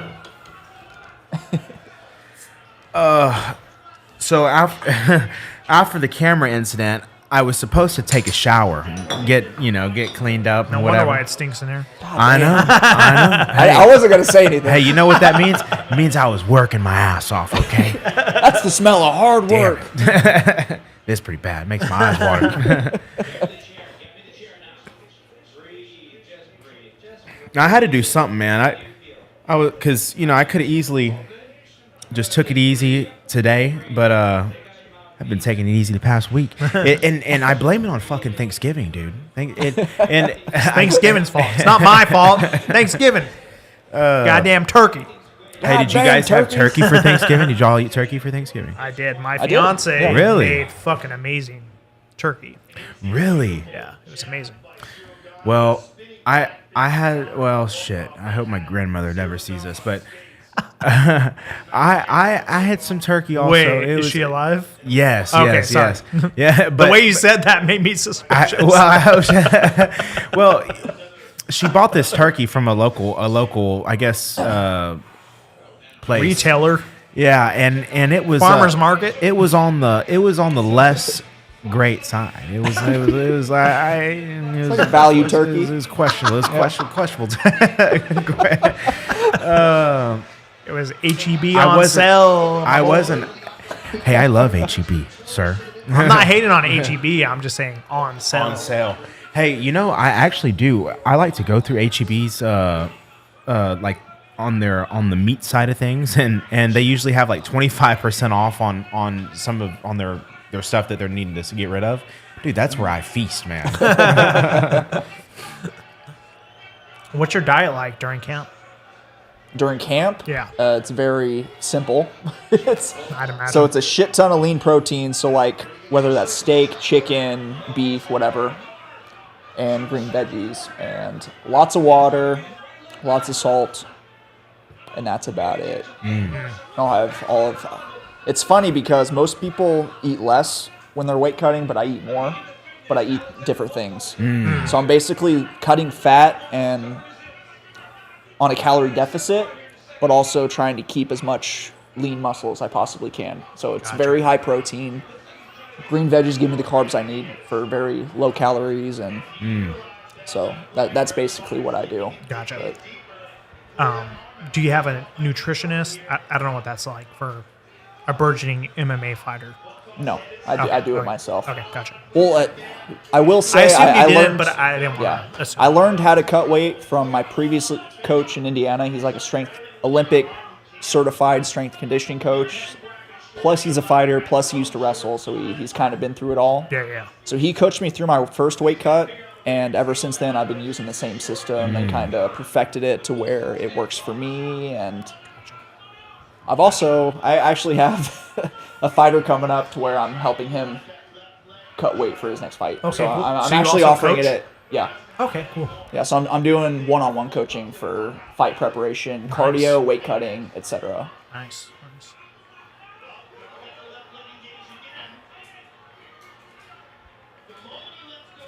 What are you doing, crazy boy?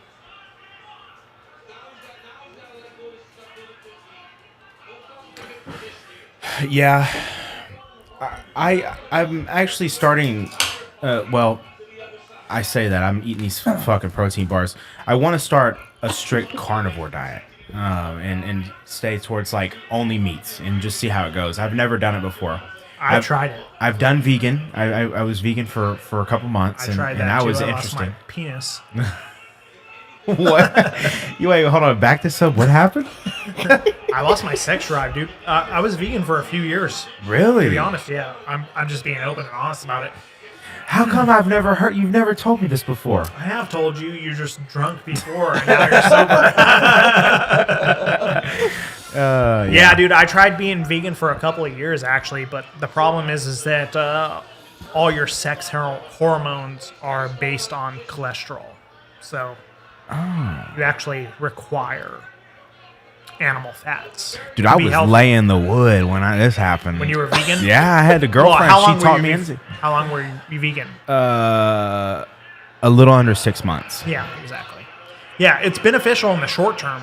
It's not beneficial in the long term. Gotcha. Because most people who end up actually going vegan, what it usually entails is them cutting a lot of foods out of their diet that would be toxic. You know what I mean? So they'll start eating more whole foods as opposed to processed foods. And that's going to make them more healthy in the short term. But Gotcha. if you do that for years at end and you only eat plant foods, Your then body's you like don't almost have- deprived of. Exactly. Gotcha. You're deprived of B12. You're deprived of cholesterol, very important nutrient for your brain and also, of course, for your sex hormones. But that's the problem I had. I went vegan for a couple of years and I was like, holy shit, I don't want to fuck anything other than my hand. I was like, what the fuck is going on here? I started eating steak and all of a sudden I want to fuck again. I was like, whoa, this is fucking crazy.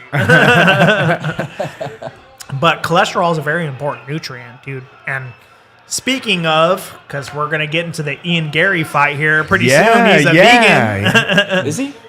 He is. That's why he's didn't a know that. fucking cuck, baby. Dude, I have a conspiracy theory. Here's the crazy thing with Ian Garry, and maybe you may or may not be familiar with this because it seems like you don't follow MMA very closely because you're a fighter. You actually do it yourself. But with Ian Garry, like his dietitian is actually his wife's ex-husband. And- What? Yeah. That's where this is coming. That's where the whole story derives Wait. from, right? Yeah, dude, check this out, dude. I have a conspiracy theory. I might be wrong about this. I'm just throwing this out there, but let me state this correctly. Ian Garry's dietitian is his wife's ex-husband, That's fucked up. and That's what's. he has him on a vegan diet. And so I'm like thinking about this in light of my experience, and I'm thinking like, Is there a conspiracy here? Yeah. I'm thinking like maybe his dietitian has him on a vegan diet because he's trying to rob him of his sex drive so that he can get back with his fucking ex-wife, It's his long-term plan. dude. I don't know. Could be wrong. Oh, This is a replay. I missed the first. man, that's nuts when you could just see the freaking saliva just exit their mouth from all the power, you know? The power punches. These guys hit fucking hard too. Big old boys. These heavyweights. Light They're heavyweights. light heavyweight, Light but heavyweights. yeah, they both fucking hit hard. I'm not trying How to much take is a ride off. what's light heavyweight 205. weight? 205? Yeah. Jesus. How tall are these cats? Are you sure this good isn't question. heavyweight? I'm pretty sure. Because Derek Lewis is a heavyweight and he fought Volkov and I think Cecil Gain, whatever the fuck. It is heavy. You might be right because now I'm thinking heavyweight. like John Jones. John Jones fought him Cyril when he moved Gane. to heavyweight. You might be correct. It is. Yeah, it is heavyweight. Okay. 6'3". Holy shit. Cyril Gane is 6'3". Volkov is 6'6". Yeah. I don't know shit about their statistics, but I'm not trying to have a man that looks like that hit me. Oh my god. I wouldn't want to fight someone who looked like that if they didn't know how to fuck fight. no. If they didn't know. anything. Exactly, and they do. Yeah, exactly. Yeah. I boxed a guy that was probably about 6'4", 6'5" the other day, and I couldn't close the distance. And his arms were just the length was just insane, and he just kept tagging me, you know.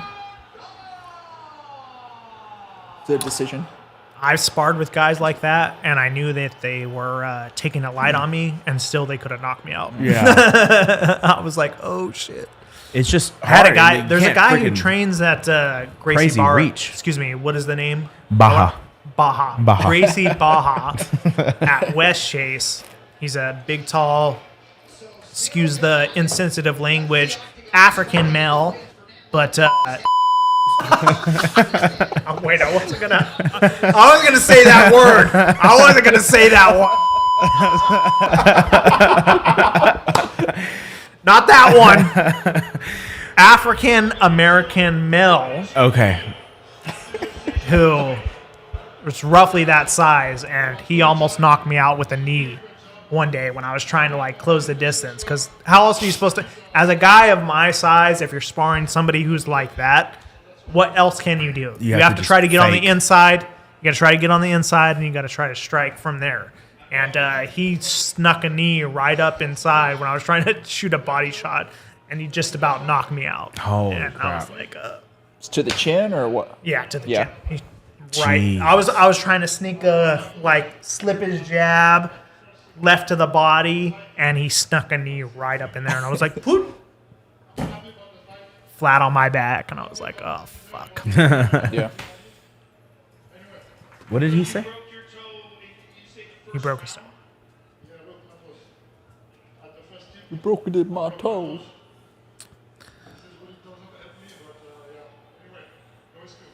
Why did you leave when they announced the decision? Because I want the loss. It's a few months ago. I'm not happy about this fight. I got to win, but I'm not happy. It's like that. I'm sorry you're not happy. Congratulations on your I'm sorry that you're not happy. Congratulations on your That was victory. weird, dude. That was really weird. So we're a winner?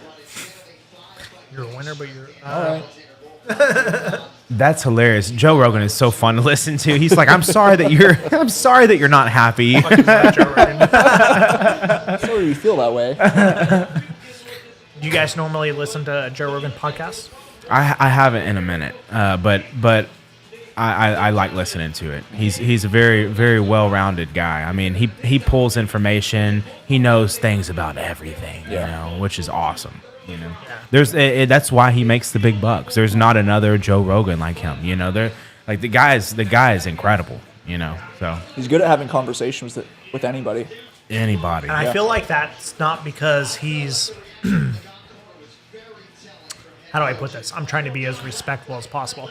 I feel like it's not because he's particularly intelligent, and I'm not saying he's not, but he does a great job as an interviewer of putting himself in the position of somebody who's listening to his podcast. And so when you listen to he's him... pretty smart too, though. No, He's a I'm not pretty saying smart he's guy, not. Yeah. I'm not saying he's not. But I'm saying his primary skill is putting himself in the position of the listener when he's having the podcast, so that when you listen to it, it's like you're almost there. Yeah. Like he asks the questions that you yourself as a listener would have.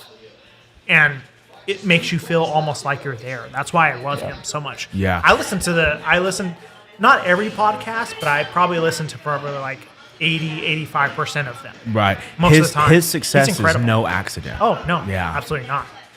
I mean, he's a genius in his own way. I don't think he's a genius I'd agree with that. in the yeah. sense of his intellectual ability. Right. but He's a not like genius he's not like Elon Musk genius. No, but he's like but in his ability to actually entertain a conversation in a way that's intelligible for the audience, he's a genius. And he's an I think amazing it's comedian as well. well. I don't know if you guys have listened to any of his. Yeah. I watched his last stand-up, I think. I thought it was amazing. Yeah, the one, Netflix Live one. Yeah. I saw that. That was amazing. I didn't see that From one. San Antonio. Yeah, amazing. Incredible job. That's pretty hilarious, actually. Yeah. It was a good set. Do you watch any Kill Tony? I do watch Kill Tony. I Dude, love Kill Kill Tony, Tony. the one with when they'd I have watched the all Donald of Trump them. and all the Bro, presidents. That is the was- best one. Dude, I love that so much. And yeah. Come on there. Come on. Yeah, Shane Gillis does the best. God, Shane Gillis is hilarious. Yeah, dude, he does the best fucking Donald Trump. I watch everyone he's on. Whenever Dr. Phil's on, I'll watch it. Yeah. Or like any of his characters. I don't care. Adam Ray. Yeah. Yeah, he Yeah. has a new They're a new, amazing. new series. It's Dr. Phil and Dr. Phil. It's Adam Ray and Dr. Dr. Phil, yeah. It's like actual Dr. Phil and like Adam Ray did. as Dr. Phil. Oh, okay. And I they don't just think like I've seen that. they just sit down and they go places and talk to the audience. That's funny. They do I don't actually know incredible- the name of it, but yeah. Yeah, dude. I feel like have you ever been to the Comedy Mothership? No, I've never been there. Okay. I went there about 2-3 months ago with my fiance. We went to go watch a show. Really? We didn't watch. Y'all went in. Y'all what room were y'all in? There's like Fat Man and Little Boy. I think it was Fat Man, but I was intoxicated at that time, and I'm intoxicated at this time, so I can't recall exactly. But we were on one of them. It was It was a pretty cool show. My only issue with the show that they had is, of course, they had security guards when we went in, so I left my gun in my car, naturally, right? But I had my pepper spray, and I also had my pocket knife. And when I went to go in there, they wouldn't allow either of those. I had to throw them away. Dang. Oh, They were like, you can either throw them away or you can go back to your car. And my car was like a mile away in a parking garage. I Yeah. was- See, in that Fuck, situation, I dude. just would have turned around and found a spot to hide it outside, like hit it, like Maybe. I don't know. like- This is on 6th Street in Austin, yeah, dude. it I would don't have know. been There's not- sketchy. Yeah, a to, lot of like eyes. put it right under. There's like a lot of garbage homeless can. people Yeah. there. I don't know. I had to just given it to a homeless man and like came and got him afterwards. Maybe I should have, but I was like, oh, fuck. I feel like I'm right here. I'm right into the building. So I just gave him the pepper spray and gave him the fucking pocket knife. I was like, this is fucking, $80 worth of fucking self-defense materials, and they threw it away. But otherwise, it was a really good experience. I actually loved it. It's good. I want to go back again, but it wasn't for a Kill Tony event. Kill Tony is the best. Was it just like some comedy show that Yeah, it was was just going the on at comedy the show. time? And Yeah. They had a couple of front runners, and then the header, I think, was Ron White. Okay, Yeah, I got you. He was cool, dude. He was cool. Isn't he like the mastermind of that whole thing? Yeah, it's kind of I don't know if I would say the mastermind, but the inspiration, definitely. Yeah. Thought he was like head honcho. Or Yeah. Like he's the at one least who one of ins- the most famous comedians yeah. there. He's one of the persons who, because he was in Austin, Texas before anybody else was. And so he inspired Okay, Joe Rogan to come to Austin. gotcha. Have you been to Austin? I've been to Austin a couple times, but I haven't been to I haven't explored the city at all or anything like that. Yeah. I think I went for a jiu-jitsu tournament, and I visited my girlfriend's parents. Gotcha. So you're That's there about for it. business, in other words. Business. Yeah. I haven't explored or checked out any shows or anything Yeah. over there. Yeah, I fucking like Austin a lot. I think if I had to compare Houston to Austin, I would say I prefer Houston. But the thing about Austin is that it's far enough away that you don't have to deal with the extreme weather. You know what I mean? Hurricane. Yeah, exactly. Yeah. That's my thing here. I don't know what it was like for you two I previously. like it because I don't have to go into work. It's like if the hurricane comes, that's But did you have it's like, you had it's power? great. See, that's what I'm saying. Where I was living at previously, when the hurricane came in, we didn't have power for a week. I don't know what it was like for you guys. What was it like? I think I had the same experience as you. I was like, this is all right. I don't have to go into work. My power's still dude, I on. was so Or my power happy, was man. out for 6 hours maybe. Yeah. See, that wasn't my experience. Now I'm in Katy, so I live right next to Texas Children's Hospital. So I'm thinking, if a hurricane comes through, I'm probably not going to lose power. But Yeah. that's my only thing with it. It's with Houston. I think Houston is superior to Austin. It's just you got to deal with the fucking weather issues Yeah. and the grid issues. I don't know what it's like in Indiana. Did you guys have these kind of grid issues where the power would go out for extended periods of time, or what? Not really. No. I mean, there were bad storms. Probably we built had for it. tornadoes and snowstorms and stuff Built like for that. it, though, but right? they were built for it. If there's bad snow, it's not the first time. Yeah. It's They probably also it's have the expected. fucking power lines buried, right? I think I've so. heard that's the case with a lot of Midwestern states where they Is that they not take the power. case here? It's definitely not the case here. But they have the power lines and they bury them underground, whereas here they're above ground. So I if think you it's have, kind of a mix. that might be. I don't know. Yeah, my only thing with Houston is that I love fucking Houston. I love fucking Texas, but I don't like the power going out for extended periods of time. Yeah. I guess I've gotten lucky with where I've been at the time of those power outages. That's what I'm gonna say too. It's kind of depends on where you're at in Houston. Yeah.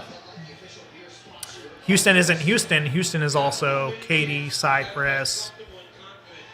Yeah. I'm trying to think of the other areas: Sugarland, Richmond, Heights. Heights. Whatever. Yeah. Yeah.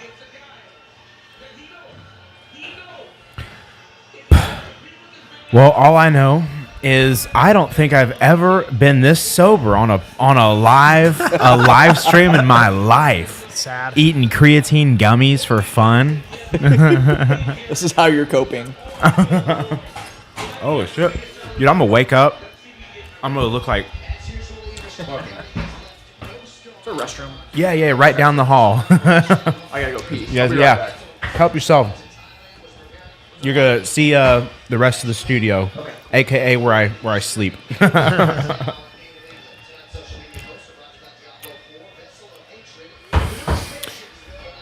Well, Barry, what do you want to talk about? I want to talk about how Ian Garry is about to get his fucking ass whooped. I don't know, man. Slapped. I think he's about to. I think he's about to do the cucking this time. He's gonna tie this cat up, and it's gonna be over. Honestly, I think it depends on where this fight goes. I think that Ian, he's going to try to keep this fight on the outside. He's going to try to be safe, secure. He's going to try to use strikes to keep Rakhmonov off him. But Rakhmonov is an absolute fucking beast, and his fight is on the inside. So if he's able to keep this fight on the inside, able to get inside on the clinch, strike on the inside, I think that he's going to win this fight. And if I had to bet, I would say Rakhmonov. But Ian Garry has this reputation for running away, and I think that is very I likely. remember. Yeah, I remember that last fight. Yeah. Yeah. So, yeah, that was true in his last fight against Geoff Neal. Rakhmonov also fought against Geoff Neal, and he ended up actually choking him out, rear naked choke. He got the finish on that fight, but that fight was fought largely on the inside. And I think the incentive for Rakhmonov here is going to be try to get this fight against the cage, try to get it on the inside, dirty boxing, strike, also with the knees. And if he's able to do that, I think he's going to win. If this fight is largely fought on the outside, if Ian Garry is able to keep it on the outside with the front kicks, with the kicks, with the jab, he's very likely to win this fight. But Kevin ASMR says, "Keep talking. I like it very much." I don't know who that guy is, but God bless him. God bless I don't know him. who Kevin KSR is, but ASMR. ASMR, thank you. Now I gotta pee. Your turn. Wait. Well, I'm 3 for 3 on my picks so far. I could have had some money on the line. Whenever I pick a fighter, they fucking lose. That's So I don't bet anymore. I saw that Joe Rogan said he wanted to talk to Drake because every person that Drake bets on, he loses. So you start betting against Drake. Yes. You'll start winning. Exactly. Yeah, I'm curious to see who pulls out on this fight. You know, I think Ian Garry's gonna win in my personal opinion. Barry disagrees, but man, I don't know. I think that he's got it this time. I don't think I've ever seen him fight before. So He's a scrappy little guy, but as Barry had said earlier, he's kind of gotten a reputation of running away. Almost like, you know, when he gets in a bind, in the cage, he'll start kind of like shuffling away, and I think that kind of takes away from his how fans view him. likability. Right. This guy's undefeated. Both of them are. Oh, they both are? This guy's 18-0, and wait, is it? Let me see. Yeah, 18-0. Ian Garry's 15-0. Okay.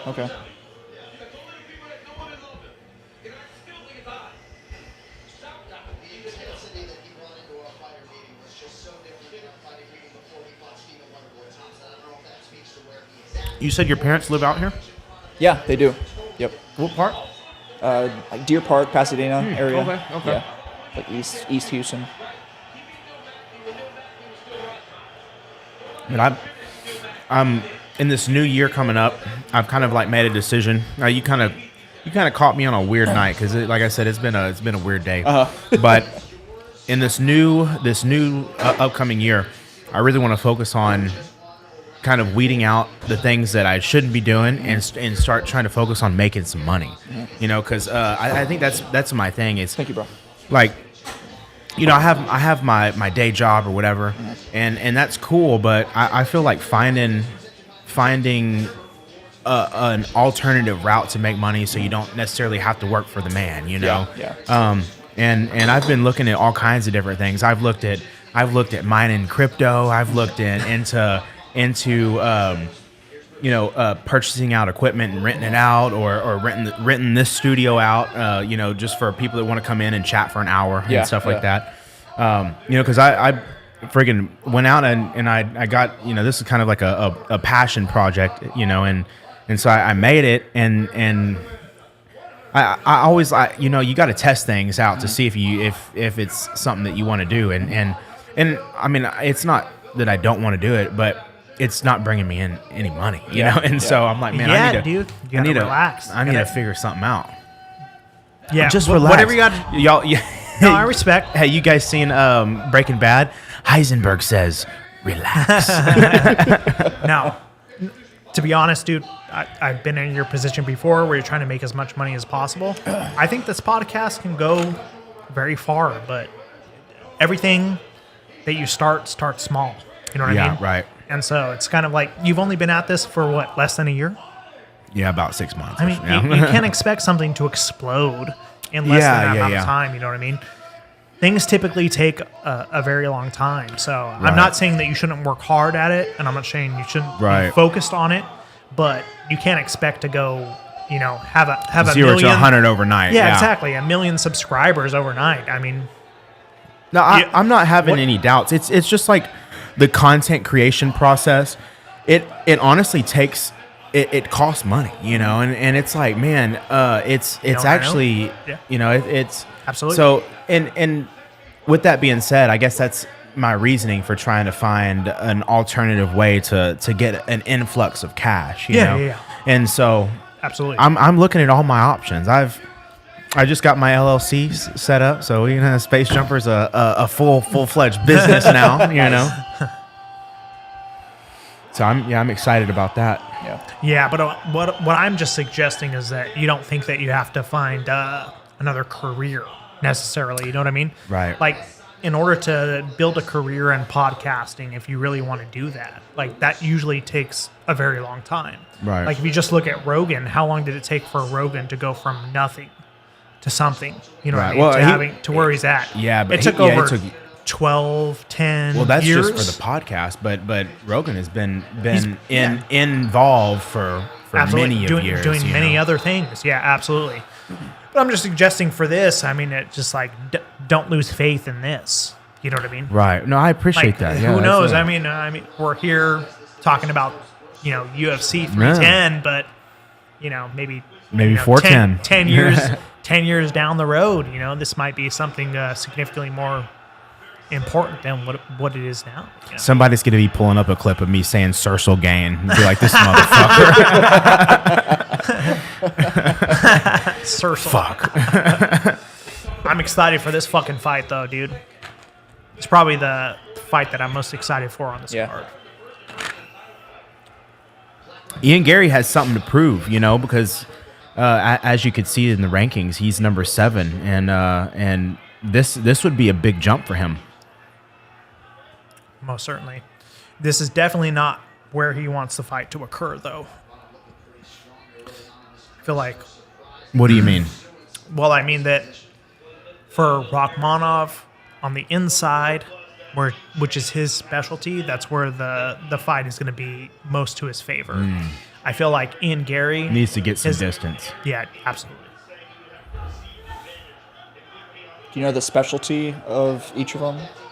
Like is Garry a striker primarily? Both of them are primarily, but I feel like as far as advantages go, Rakhmonov has the advantage in the striking.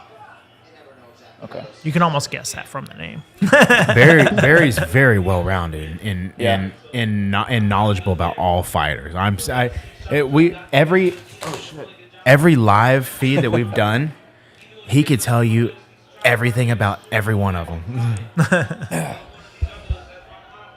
I don't know about that so much, but I did watch for this event. I did watch the last 3 fights of both of these fighters, and it seems like the advantage for Ian Machado Garry is going to be on the outside. If he tries to keep this a technical match for Rakhmonov, it's going to be on the inside. Dirty boxing. Yeah. He has extremely good head movement on the inside, very good angles, but you can see that playing out here. Like This isn't a good spot for him now. for He's about to get fucking sweet. Ian Garry. Yeah. Damn it. Is there Missed it. Okay. I see they were standing on, it said 19 crimes. Isn't that like Snoop Dogg's wine? Oh, I thought you were being comical there. I was standing on business, standing on 19 business. Crime. Yeah, I think that actually is Snoop Dogg's wine. The logo? Oh. 19 Crimes. on Yeah, the- you're on the as floor of confused the as I am. Wait, what are we talking about? Yeah. No, they were standing on a logo. It said 19 Crimes, and Okay. I'm pretty sure that I think Snoop Dogg that's- has some type of affiliation. I think you're right. Yeah. Shitty wine, though, I will say. Fucking awful. You know, I don't think I've ever tried it. I bought it once because Really? know, Snoop Dogg was on the label. Yeah. it's got to be good, right? Snoop.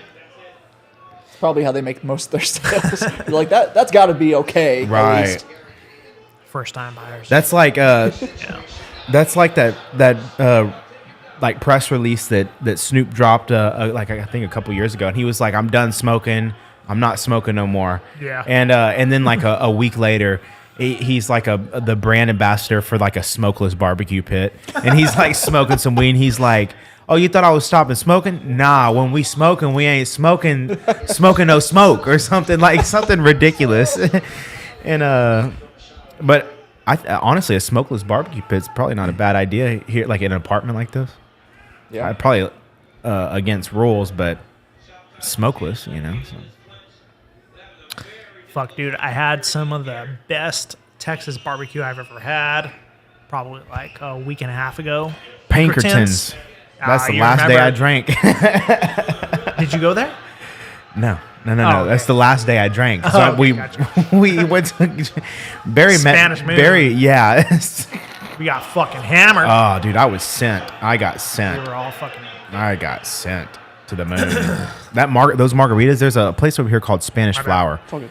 and they have the strongest margaritas I've ever had in my life. I mean, so strong. Like they will send you, and if you drink To one a Spanish Moon. If you drink one, you're drunk. If you drink two, you're in the fucking grave. fucked. Yeah, you're in the grave. Like you don't remember anything, and it's literally a mind eraser. Yeah, it's nuts. But you don't realize it at the time until you wake up and you're like, oh shit, What did I do to myself? what the fuck happened last night? You know, What is that place called? Spanish Flower. Okay. I keep wanting to say Spanish Moon. I don't know why. Yeah, it's a margarita called the Tequila Rita, and they come out and it's a full-fledged margarita, and they add an extra small bottle of like tequila on top of it. So as you drink it, it drops in and like makes it stronger. Fuck, Holy I don't remember crap. that. But Dude, hey, I'll and take your word for it. and I thought it was one shot. I thought that was one shot. It's three. Oh. Yeah, three. So it's 3 additional shots. Damn. I woke up to a bill. This is also why I'm broke right now. I woke up to my card had a $280 charge on it. Much at the Mexican restaurant. The day after Thanksgiving, I was being nice, and I woke up, and my family's up in the house and whatever, and I'm like, hey, I'm gonna go get us some kolaches. That sounds fucking awesome. The day after Thanksgiving, and so I get in my car, and I had on some really loose shorts, and I had my phone, and of course I didn't have a fucking case on it or nothing. I sit down, and it falls out as soon as I close my door, and it folds. I fold my phone completely in half, completely broke. And I didn't have a phone for a week. Fucking insurance on these phones costs $300 to replace to get a replacement, and it's like, oh my god. So I had the $280 fee at the restaurant, the $300 phone fee, and then I told you I got the LLC, which was a couple $100 itself, to even register. Yeah. And so now I'm eating fucking what's left in that fridge until the 20th. Got some cereal for a few days. Dude, I don't eat cereal. Yeah. I actually had some cereal, and I ate some the other day, and I felt like a pig, and I was like, fuck this, and I threw it away. It's all sugar, dude. It's not even. There's no nutrition. It's like, in it. why? Yeah, but it was so good. But it's like, what the fuck? Like, why? I don't even want this in my house. I don't keep sweets in the house. Honestly, I don't keep any sweets, because when I do, Because Larry eats them. yeah, when I do, they just fucking disappear. We Liver and liver bites.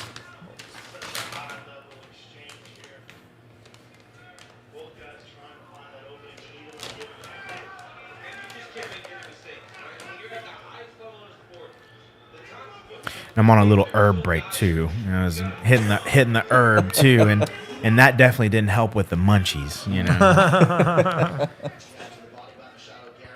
Especially around Christmas time, the Reese's comes out with the Reese's trees. You know, you've seen those. I don't know what that is. Oh my God, are you a big fan of peanut butter, like Reese's peanut butter cups?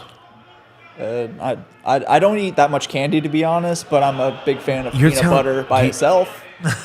Do you know what a Reese's is? I know what a Reese's is. okay, Yeah. okay, I don't know what okay. the trees are. Reese's- I don't know their The seasonal Reese's specials. M&Ms, dude, are amazing. Wait, what is it? The Reese's? M&Ms. The Reese's Pieces? Yeah. Yeah. Oh, sorry. I'm sorry. It's been a while, dude. I'm sorry. I'm not Hey, get fluent. that shit right, okay? I'm You're not fluent in candy. fat language. I'm not fluent in you fat fucking language. I I'm not fluid in haven't had candy, it in bitch. a while,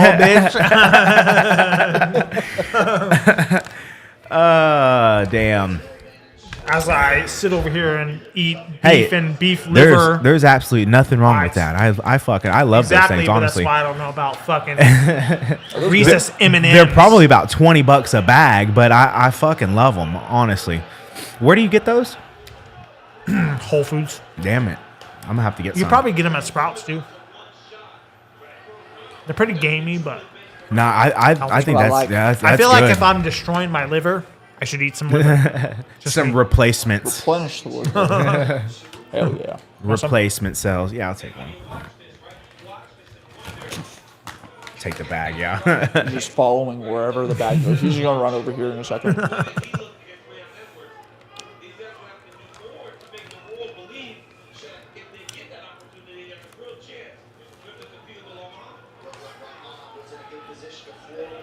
Oh, Larry, he's a spoiled ass little dog.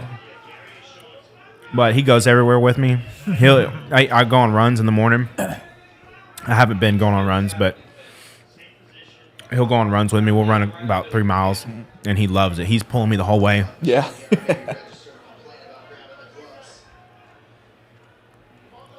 And he's really good because when I hop in the car, he goes with me if we're like on like a trip or something. He'll sit right on the center console and just look around, and he doesn't move. He'll occasionally hop in my lap, but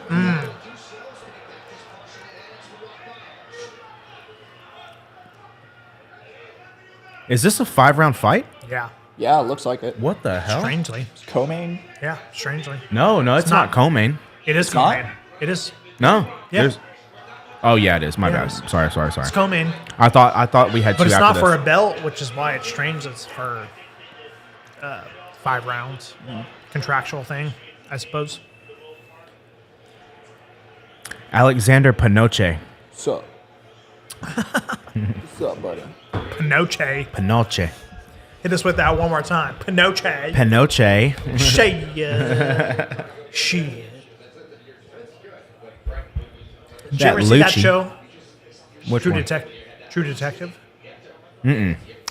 That's the one I sent you about, dude. Which one? Was this Matthew recent? Nah, it's been I don't know when it came out, but it has Matthew McConaughey. I'm trying to think what is the name of the other actor, but the reason why it's interesting to you is because it largely takes place between Louisiana and Beaumont. Oh. Remember? I told you about that? And I Yes. was like, it's pretty interesting. Hey, there's some good actors in there too. Woody Harrison. Matthew McConaughey. Matthew McConaughey. Texas's own. Michelle Monaghan. I don't know the rest of the guys. Huh.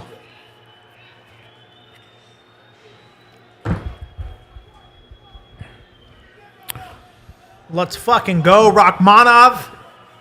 Very rarely do I root for people who are not of the lineage of me. In Why other don't you words, just the go to Canada, huh? He's Irish. I'm just saying, as an Just move to Irish his man, country. There's no way that fucker's Irish. he is Irish. He's straight from Japan. I am also Irish. Wait, Who are you talking about? Rakhmonov's from just fucking talking shit. Kazakhstan. I'm talking about Ian Garry. He's from Ireland. I am also from Ireland. Well, my I have ancestors. some Ireland roots. Well, my ancestors are from Ireland. Come on there. Ireland, Britain, and Scotland. That's where it's at. What's up, Larry? I assume it's the same for you, Madison. Hold on, boy. Perhaps. Hey, I heard actually 23andMe has to sell off their company because they're going bankrupt. They're filing for bankruptcy. They got to sell off their company, and everybody's freaking out because it has everybody's genetic data, like in their database, you know. Yeah. And so I did Ancestry. I didn't do 23andMe. I didn't 23andMe either. I did Ancestry. I think I did. And so I'm black. That's what I'm saying. You're all black. Your Yeah, 100% heritage? black. Yeah.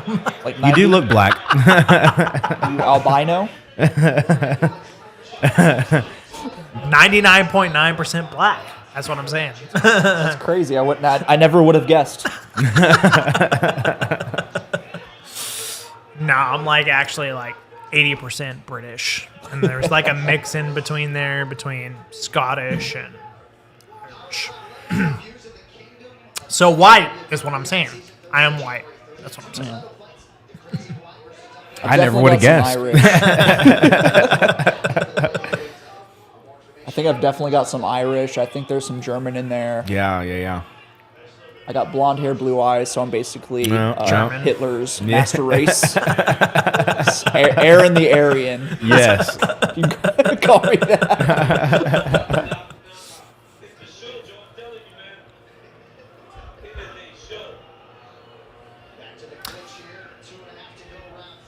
What you gonna do, Ian Garry? The crazy thing, both of these guys are just superior athletes, you know. Yeah. I feel like this main card has been underwhelming, to be honest. Yeah, I liked watching Bryce Mitchell. Bryce Mitchell was fun. Shit. Bryce Mitchell fucking his cousin.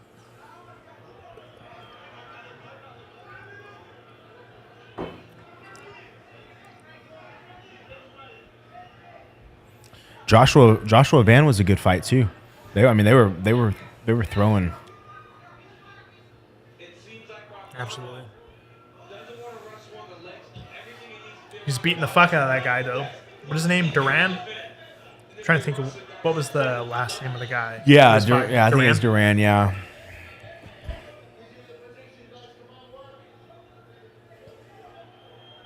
see Machado Gary's shorts have ripped open on the back. Probably that fence and all the clinch work a lot longer. Yeah, do you have intoxicated? Do you You're have Cercial gain. Sergio Gain? Do you have any favorite MMA fighters?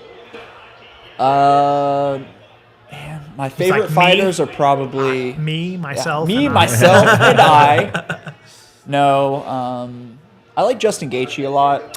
Gaethje's He's a wild Gaethje. man. Yeah, he has a strong wrestling background, and I kind of But he almost never uses it. he Dude's a uses it. beast, He yeah. uses anti-wrestling, Yeah, so he can't yeah, get taken down. Yeah, That's the yeah, thing. Yeah. And I also Which like is a skill. yeah, Yeah, exactly. for sure. I never actually, that never clicked until now, actually. That's crazy. Yeah. So he uses wrestling. He uses it so other people can't take him down. So he can strike. Exactly. Yeah. But he's super entertaining. And I like watching Michael Chandler as well. Michael Chandler just is fought a couple weeks always ago. a beast, dude. Yeah. When the way he freaking stood up with that dude on his back twice. Charles Oliveira. That's Yeah. crazy. He is an entertainer. Yeah, he is. He's a goddamn animal. Yeah. Yeah, I kind of feel like if you're a Michael Chandler fan, you're an MMA fan, you know what I mean? Yeah.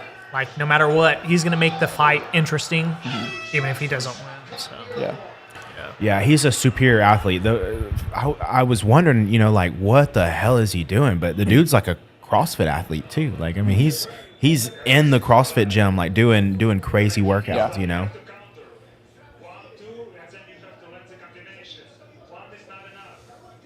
Yeah, CrossFit's nuts. I kind of stopped doing CrossFit after I jack my knee up on the trampoline that day, because I'd start doing box jumps and I would jack my knee up after I was walking. And, no, I'm just kidding. I would hop on the box and it felt like my knee was going like this, just separating, Ugh. and it was just painful. Ugh. It gives me the ick. Yeah, and that it still does that to this day. That's why I don't fucking Never jump. had it. I don't jump and I can't sprint anymore. I haven't sprinted in years, and I love to sprint. Like I just love to fucking run as fast as I could. I could burn energy off, So you've fallen into the white stereotype. You can't jump. Damn it, I'm Hispanic. Damn it! You can't run. You can't jump. Guess what I can do? I can swim like a I thought you were motherfucker. going to say drink. I thought you were going to say drink, but That is a Hispanic root too. Yeah, cerveza. okay, bro Tim. I've been thinking about changing my last name. Yeah? Why? Yeah, because I just want to start a new Lineage. my own. But I want something. I want a name that nobody else has in the world, which is tough, because there's so many names out there, so many different. Don't want to carry on your lineage. I carry on the genealogy, but I have a little bit of the opposite experience because I was adopted. So my last name is Ramirez, but my real name is Holsey. So I want to carry on my real genetic name, Holsey. yeah, I mean, I don't know. I would like to start of something new, like a whole new OTMO. a whole new generational beginning, Do you think your ancestors would haunt you? No, I don't think so. Like, what the fuck are you doing? No, I feel like We were bro Tims. Now you're trying to make us bro TMO. my living family with my last name would probably not like it, but I mean, so what, I What do you mean, so what? They fought so you could exist? Nah, What the fuck are you talking about? I feel like my lineage here in America, they fought in every major world war, and so I want to continue their lineage. See, now that's cool. Like my fucking son, I don't want him to have a Ramirez last name because that was the family that I was adopted to. I want him to have a Holsey last name because every family that I've had, biologically speaking, has fought in every major war to have this country. And so I feel wa- like I everybody want them to alive have- though has had some type of lineage that Yeah, has but I mean, some kind of lineage is not the same as World War I, World War II, the Korean War, the Vietnam War. I mean, that's what my family has been through. So that is kind of crazy. I want them to carry But it's that. a good name. It's a good last name. yeah, goddamn, you're correct. Holsey's. I'm just kidding. Fuck yeah, that's what I'm Goddamn saying. right. That's what I'm saying. We're ready to defend it. You know what I mean? I don't know. I feel a lot of respect for my ancestors. They fought for this country to be what it is. So that's just me. That's a good feeling to have. They fought for the freedom of the ability to change your last name. To carry the gun on my fucking waist and to drink this Shiner Bock beer. Shiner Bach. Hey, I love a good Shiner, man. I love Shiner.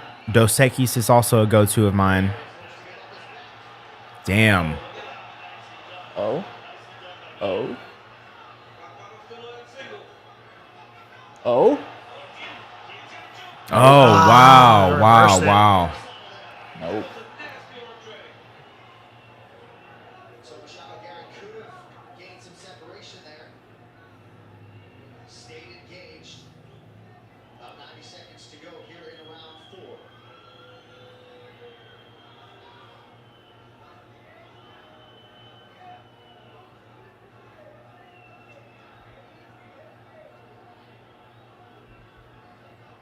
They're going to start booing. They're going to start booing. In other words, it's a normal Ian Gary fight. Safe to say he's lost all 4 rounds. Stay in that position. Unless anything crazy happens, I guess. I hope I something think he's crazy lost his fight. happens. Yeah.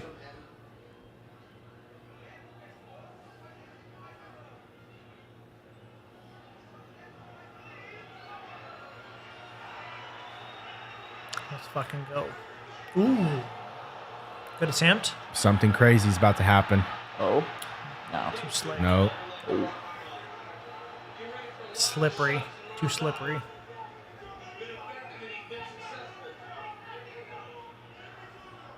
Tremendous execution of what his coaches were looking for. Get this fight to the ground.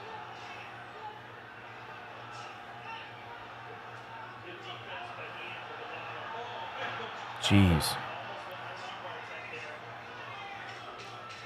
It's a nice little 12-6.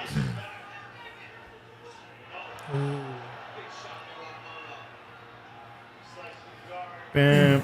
I'm gonna see a tomahawk elbow fucking finish, dude. Since they changed the ruling, I haven't seen it, dude. It's only been 2 fight cards. I can imagine why. They'll figure it out. They'll get it. I'd imagine. You kind of see it pretty consistently in Muay Thai, but you don't see it in MMA. So.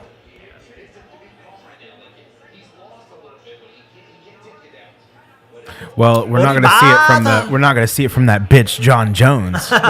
Whoa. I'm never attaching that word to John Jones. I love savage. saying that to Barry. I really feel like he's the GOAT, dude. Yeah, he's I don't know definitely what your opinion is on that, but I feel he's like John definitely- Jones is the GOAT. I mean, he's agree. had He's had some- definitely a very technical, highly advanced individual, to say the least. It seems like they're trying to work him against Tom Aspinall. What do you think Yeah. about that? I think John Jones can pick whoever he wants to fight. I think that's he's how I at the feel about stage. it, too. He's like, okay, this random dude's coming the up. GOAT. There's lots of dudes that come Whoever up. the Who fuck. gives a shit? What's Dude, going to but- sell the most fights? What's going to Exactly. make me the most money? Who But I feel cares? like him against fucking Alex Pineda is the fight. That's what I want to see. I wanna see That's what that too, everyone dude. wants to see. Fucking dude, Dana. I would he keeps be trying happy to with deny either that that's one, the fight. honestly. I'm like, dude, Yeah. that's the fucking fight, dude. That's what I want to see. I want to see the best against the best, and that's fucking John Jones against Alex Pineda, dude. I want to fucking see that fight. What do you make of this fucking Alex Pineda, Jamal Hill? Hill's a fucking pussy. He's Alex's biggest fan. He talks about him on Twitter every day. He shows up at his gym or whatever happened, and then talks a big game and then leaves. Like complains about it on a talk show. I feel like yeah, He's Alex's exactly. biggest fan. I feel like Jamal, he got the gloves thrown at him, and he was like, "Oh, let's go. We're here. We got to fucking." Did you know what see I that mean? animation? Let's go. The animation that it's like Jamal Hill walks up and like Alex throws in the gloves and he's like and like they take the gloves from him, or like Dana comes up and they're like, oh no, he's gonna kill him, and like walks up and Dana gives Oh wow. It's on his chin. I don't think he has it, It's but on his chin, though. yeah, but we're early, 3 minutes. We're early 5. It's the 5th round of the. Yeah, fight. 3 minutes. Oh, he's left in the sneaking under the fifth. chin, though. He's Yeah. sneaking under the chin. Grab that forehead and pull that bitch back. He's sneaking under there, though. he's trying. Oh, look at Rakhmonov. He's looking red. It's on the chin. It's not under, but still. Slide up in there. Still. You can get it from there. He's got to like punch his face up a little bit. Sneak it. I broke it. He probably gassed his arm out a little bit on that. Yeah, you're right. He's tired now.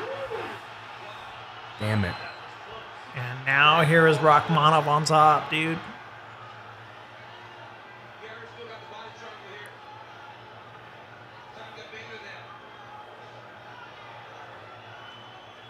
I did that in practice the other day. I was trying to get a guy and I couldn't get it under his chin, and my fucking arm just got so tired. We got done rolling, and I literally get up and I'm like, fuck. The guy's like, hey, it was after practice. He was like, you ready? You want to roll? And I'm like, no. I like walk out with my fucking hands beside me. No, just limp.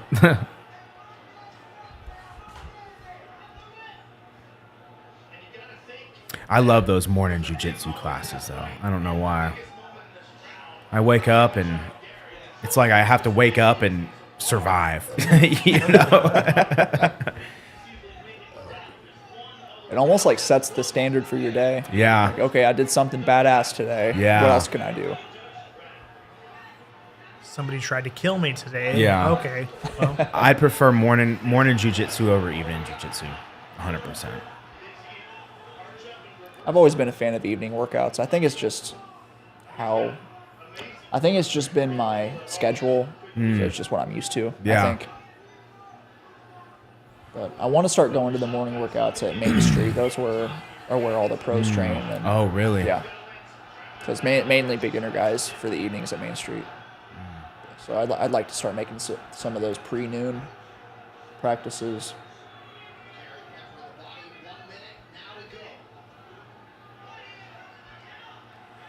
Uh-oh.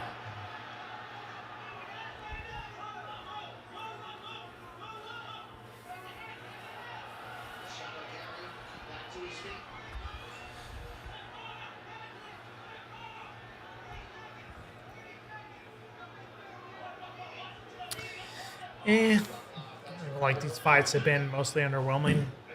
I'm biased though. They've all went the distance pretty much. Yeah, I'm biased. I have to admit it though. I prefer a striking affair to a grappling affair. If you're a grappling enthusiast, you probably like this a lot though. So. There were some Muay Thai fights last night, the one championship. Yeah, do you like those? Was that here in Houston? No. No, in Bangkok. Oh, Yeah. shit. Thailand. Yeah. But here's the crazy thing with Muay Thai fights. Like, I respect them, and if you're looking at pure striking, they're probably the best. But I can't explain it really well, articulately. But there's something strange about like just watching pure Muay Thai fights. I feel like it's more exciting to watch UFC fights because there's more elements involved in the fight than just watching pure Muay Thai. You know what I mean? It's Yeah. kind of like from a striking point of view, it's more exciting because of course you have people who are more experienced and greater skilled in striking.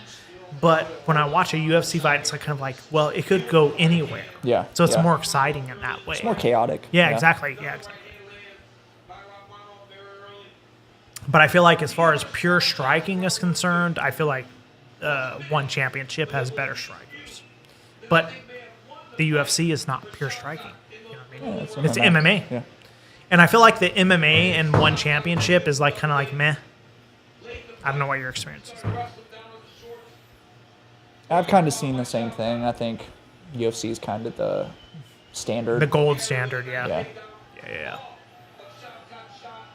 They probably pay more at one for the lower tier fighters, if that I'd makes imagine. sense. Yeah, I'd Like imagine. not the superstars, but like the guys who are kind of more middle of the road probably get paid a little bit more if they go I'd to imagine. alternative Yeah. promotions, if that makes sense. I don't know where this fight is at. It's pretty flat. Yeah, I think Ian and Gary took a loss, but who knows with these fucking UFC judges, man. Who knows? Ian Garry kind of bothers me, though. I had to be honest. I don't know. I wish that it, as much as I wanted this fight to be over, I do feel like if by round 5, if they haven't won, then they should have to do like an overtime and just go until somebody gives up, Yeah.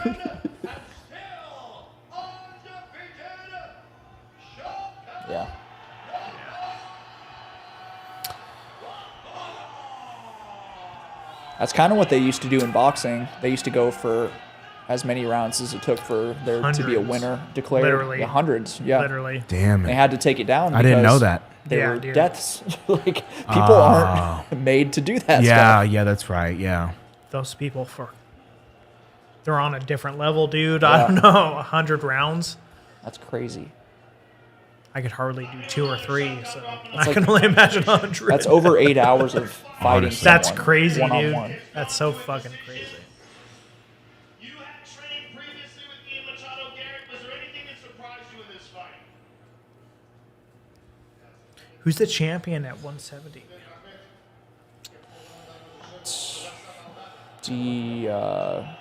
Duplessis? Is it? It's 185. Oh, it's 185.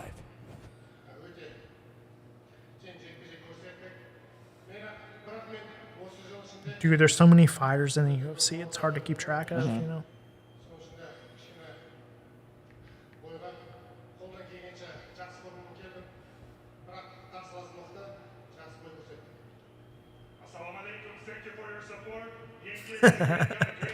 It's fucking Bilal, dude. Ah, that's why I didn't fucking No. remember. Poor Bilal. What's funny is if you gave me 5 more minutes to think about that, I still wouldn't have gotten it. Damn. It should be Leon. Look at there he is. Wait, who is that? No, I'm kidding. I'm kidding. I'm fucking. Hey, let's go. Hooray. Here he comes. He's coming over the top right now.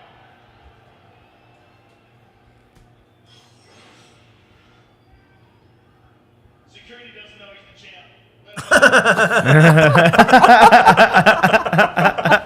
Nobody knows that he's a champ. Security and everybody else included.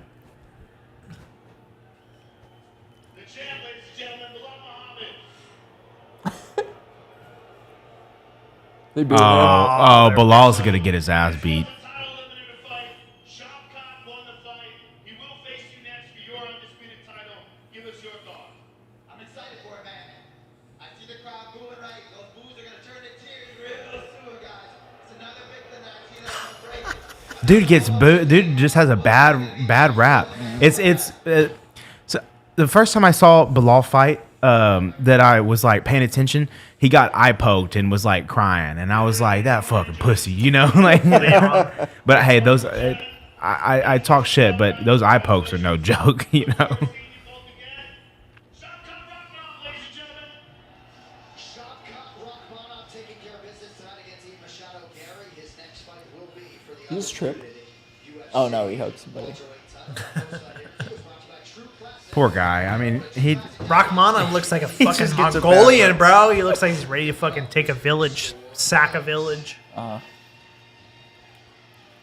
Shavkat Rakhmonov 19-0, and now he can lay claim to a decision win in this big That was a boring ass fight. Bilal has boring ass fights. I wonder what the outcome of this next Looks like fight it's is gonna going be a to boring ass fight. It might be a boring ass fight. I wonder how many tickets it's going to sell.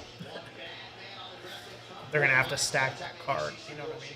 Ah, Pora Chama, Chama. That's the fucking fight everybody wants to see, dude. Yeah. Him versus fucking John Jones.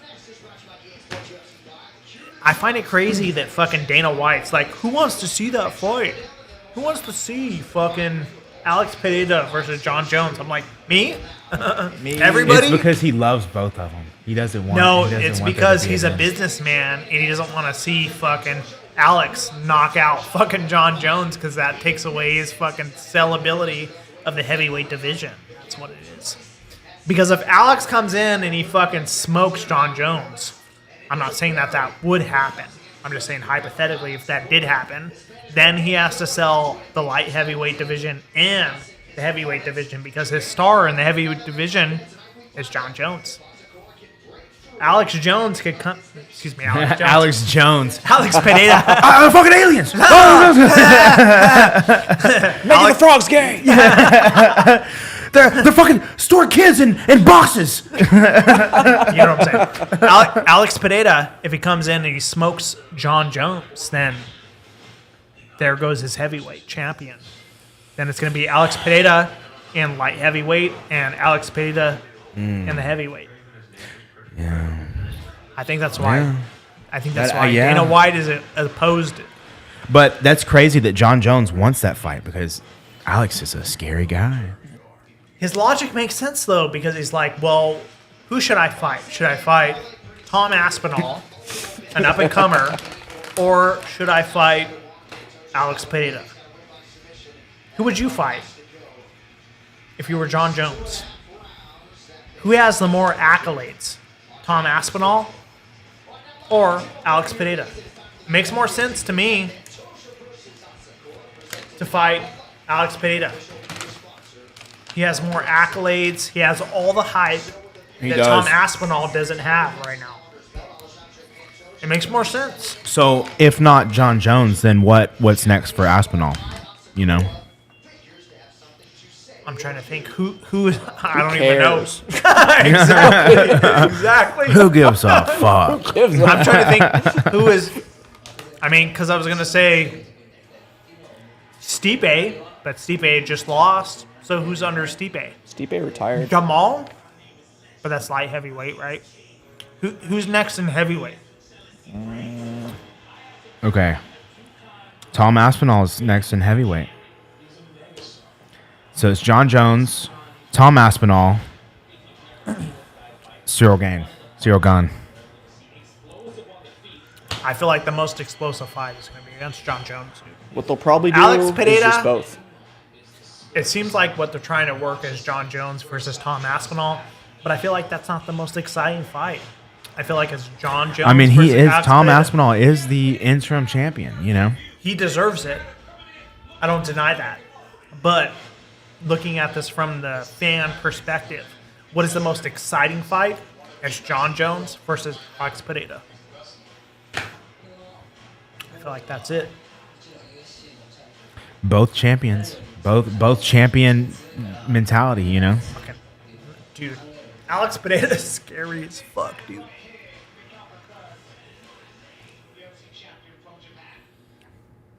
I'm just kidding. I think Uh, I want to see John Jones versus Juliana Pena. Jamal could beat. I was about to say, I think Jamal. Is that a female? Yeah. I get the joke. I think Jamal could beat Alex Pereira. Y'all are pushing me to my limit, okay? Give me my creatine gummy. What's your take on this? What do you think? I already said my opinion earlier. I think John Jones can fight whoever he wants to. And he seems to want to fight. Alex Pereira. who's gonna make me the most money? What's gonna Alex be the Pereira. most entertaining fight? Alex Pereira. At this point, Guys are I like wonder what rising up in Alex. the rankings. I wonder at all what times. Alex wants to do. You know, Yeah. What the fuck is that? I want some creatine. It's gonna make me jacked. Want one? I want one. It's gonna make me pump iron. Ugh. I worked very hard for that belt, but now I have a very good challenge, you know. He wants to show his skills. Chama. To watch too, you know. I have the best seat. Did you see the scene where Jamal was trying to challenge Alex in the gym, the UFC PI? What did you think of that? I already said something about that too. I didn't see it. I was like, I think You- I think you Hill's damn- Alex's biggest fan. You damn Sierra Nevada. Sorry. No, I'm just kidding. This is not as pleasant, but it's just a pinch of salt right under my tongue. I just let it sit. That's cool. It's it's Is that a sober thing? it's Celtic salt. Sorry. This is I'm this, over here repeating fucking Jamal statistics, so. This apparently. is what I you do got? every day before I get in the sauna. And well, when I get in the sauna, I put some under my tongue, and then I hang out. 10 minutes later, I go hop in the sauna, and I feel fucking great. I read somewhere online that somebody did it, and they said that it's better for your body to do. You that. are So ready I to was like- fight John Jones. I was like, I mean, fucking creatine gummies, Celtic Yeah. salt under the tongue. I'm ready. That stuff's good. I like to mix it in with my water. Yeah. Yeah. I like. I do that too. I'll mix it in. I Just have keep some salt in my system, Yeah. so I retain the water. right. I have some stuff that I mix in with my water, and it kind of holds my appetite over, and I'll put some of that salt in there. And it's amazing. Yeah, I'll do that for in the mornings for like breakfast or something. Yeah.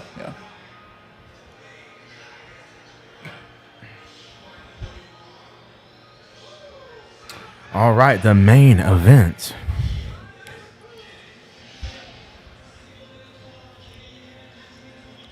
I'm gonna sleep so good tonight. I'm serious. I'm serious. Creatine gummies. Yeah. Yeah, I've been. Well, I'm gonna wake up tomorrow. I have a schedule for. I'm scheduled to go sit in the infrared sauna at 9. And 10 o'clock, my brother, his wife, and kids are driving in from Beaumont, and they're gonna go to the Galleria and get some things, and so they asked if I wanted to meet them, and I'm like, well, I mean, may have to, they got a fucking cheesecake factory over there. I want, not that I'll eat any cheesecake, but being near it makes me feel better. Yeah, I'm sure. You can smell it at least. Yes, yeah. The Cinnabon cheesecake over there. Is it good? Oh, it's so good. I have a friend, my friend, shout out Trent Ebarb. He trains over in California with Team Alpha Male. Okay. And he works at the Cheesecake Factory when he's not training. And he's always putting me on like all these new types of cheesecakes that they have. Yeah. And I gotta holler at him. I think he's coming down for Christmas, and honestly, if he pulls through, we should all link up. He would be a good person or y'all would be good people to get in touch with. Yeah, that'd be cool.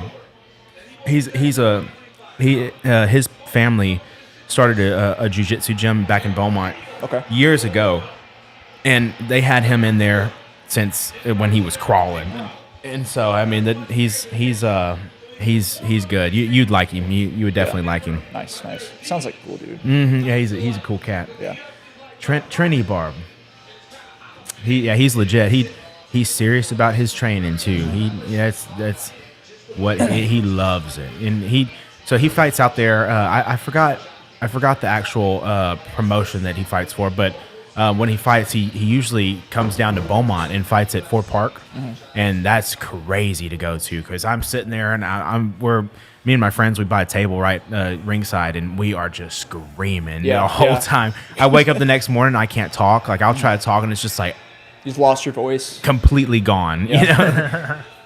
It's literally the worst loss of voice that I've ever had in my life is after his fight. That's awesome. Means you're showing your support, Oh, dude, you could in the promotion video that the company made for him, you could hear me in the background going, "Let's fucking go!"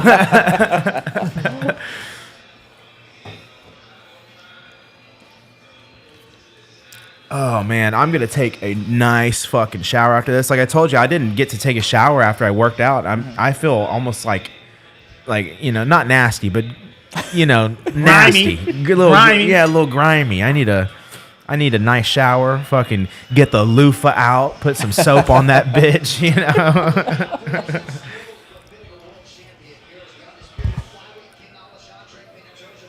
Some baking soda out. Yeah.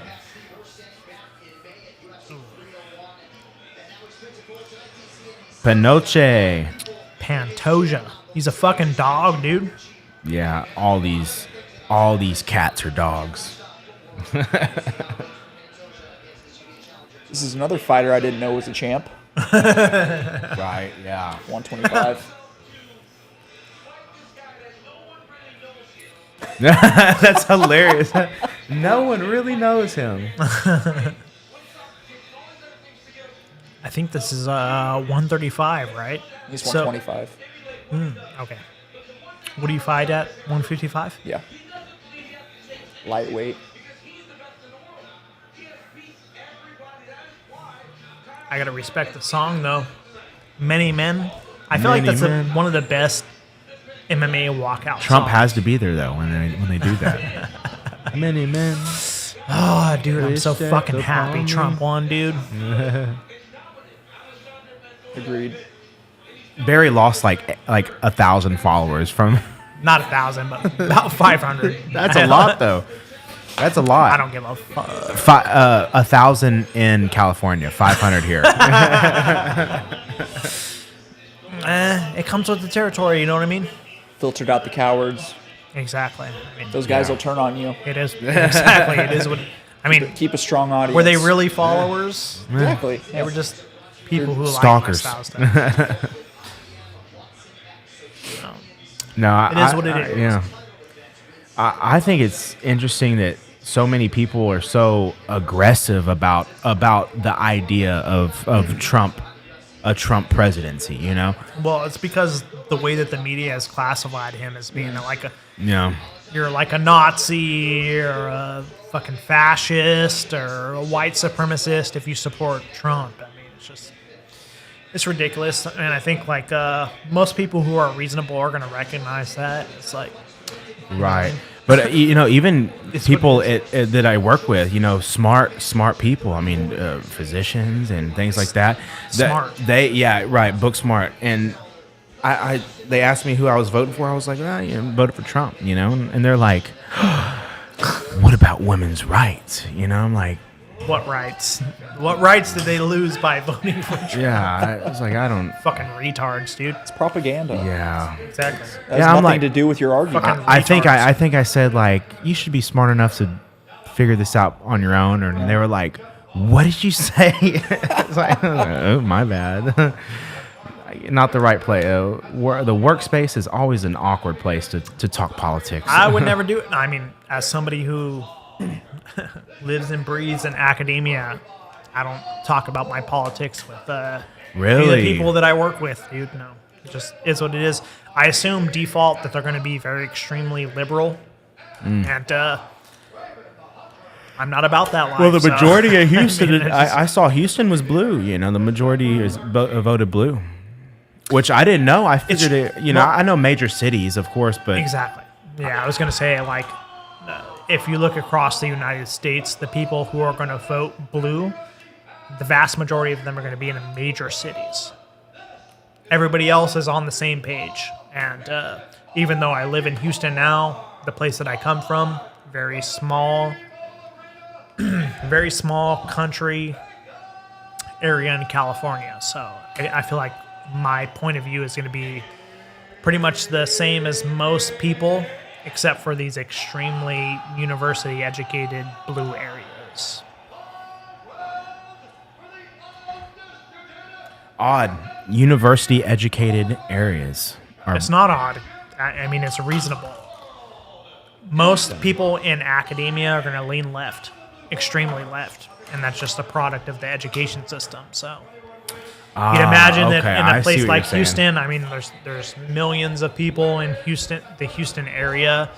But that's not.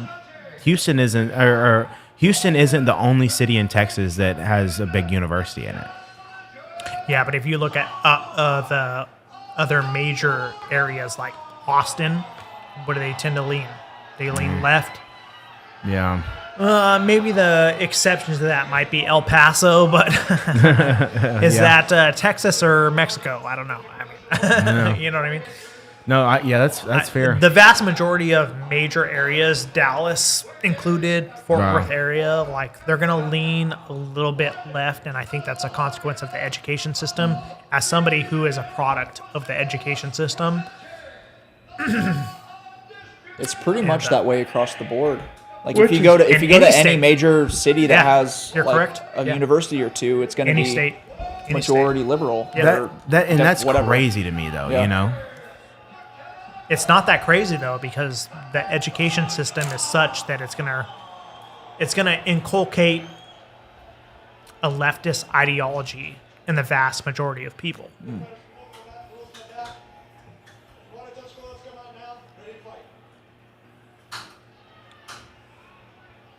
All right, who do you boys got?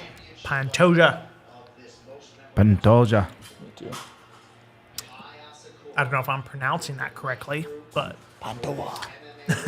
considering that I pronounce beta incorrectly. Baja. Baja. My point exactly. I don't know, dude. All I'm saying is that since Trump has been the incumbent, I feel Wow, like look how fucking fast these guys are. Ooh. I don't know if that landed. I don't think it did, but damn, they're fast. What? that's the beautiful thing about these lighter divisions. What's flyweight? What is 135? 25. 125. Yeah. Dude, it would take I would have to lose every fucking like, cell of I'd have to be fat dead. that I have on my body. So do they. Exactly. Yeah. Holy shit. I did get a BMI scan today. That's another reason I decided I can't drink is because I got the BMI scan. Fucking 26.2% fat. That's a full quarter of me. It's a fourth of your body. That's a fourth of my body, and 100 pounds. Wait, hold on. I don't know if that math. 50 I don't know if at that least. math is mathing. Yeah. Well, if it's 25% of your body, that means it's at least 1/4, right? 25%. Yeah, and so I have about 60 pounds of fat on me. That's crazy, actually. I don't even want to know what mine is. I told them that it was all cock, but they just They didn't believe me. they didn't believe me. They looked at my belly and was like, Wait a minute. "What you say? You big belly." I got no big dick. You suck the You give me dick. very big. Oh, yeah, so you got the ramen?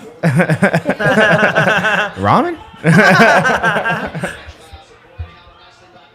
Speaking of ramen, there's a place called Ramen Tatsuya. Oh, it's fucking good. Also, shout out to Genya Ramen. Wait, what is that? Genya Ramen? It's a fucking ramen place down the road. It's so fucking good. You're going to take my 25% fat to 30%. Hey, you need to bring wifey to fucking Genya Ramen. I'm serious. Date night. She's fat enough. No. Oh no, she's gonna be she's probably watching this. She's not picking you up. You're gonna have to fucking stay here tonight. She's not going to pick me up in my car? Is that what you're saying? Oh, she's No, I'm gonna. just kidding. Hey, don't forget dude. that AR is at your house. Hold on. It really is, though. She doesn't know how to load that AR, though. Hey, respectfully, though. I don't give a fuck because she's putting healthy fats in my baby's body. That is true. Yeah, she's My she's- fiance is pregnant, if you're wondering. That's what's going on here. I'm just calling my girlfriend fat. He's like, I'm not in this. I don't know. I'm making sure I've been my meaning to let her know, but maybe this wasn't the right scenario. No, I'm just letting you know. Damn, my he fiance said is getting no healthy ramen fats, for good, you. organic grass-fed She doesn't beef, need it. organic grass-fed Damn. beef, fucking raw cheese and milk. She's getting all the good things. Hell yeah. How late is that place open? I think midnight. She's like, I don't give a fuck. Fuck your bitch. Where can I get my fucking? I'm walking around with 6% body fat, bro. I don't give a fuck. Damn, are you at 6%? Yeah. That's crazy. Let's go though. Where's he at? Pinkertons. Seriously, the best place I've been to in Houston, at least so far, has been Pinkertons. They have some amazing fucking barbecue. Dude. Brisket is amazing. You ever been to Pit Room? No, No. They're pretty This good is as well. Genya Ramen. my experience is limited. That shit is great. That looks amazing. I fucking love ramen. Don't tip me, motherfucker.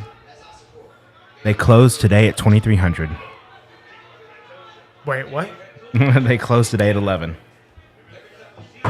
At 2300. Oh, so an hour ago? 1 hour ago. See, dude, I can't believe I'm up this late. It's 0:05 for me. Oh. Shut the fuck up. He's talking like he goes to sleep at 9 o'clock. Shut the fuck No, up. hey, I have been. You've been a good boy for one day. Shut the fuck up. I'm trying to be about it, okay? I respect it. I'm not a hater, but Hey, I'm not saying I'll never drink again. I'm just taking a break. I'm re-leveling out, re-centering. hey, dude. Centering your chi. No hate. Finding my I've been my there a my 1,000 zen. times myself. Well, hey, you got to witness my dumb ass last time, so you should understand. No, I got it's not trashed. you. I got Yeah. trashed. We were fucked up. We were fucked up. Damn. At the Spanish, Flower. I keep wanting to say Spanish Moon, but That would be a that's good fine. name for it, honestly. Hey, it was a good time.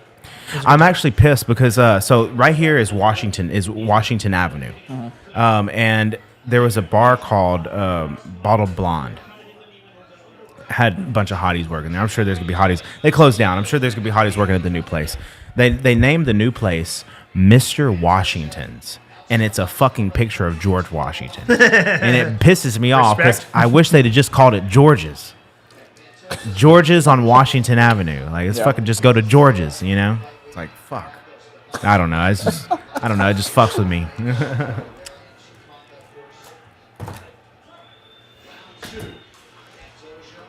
Oh, yeah.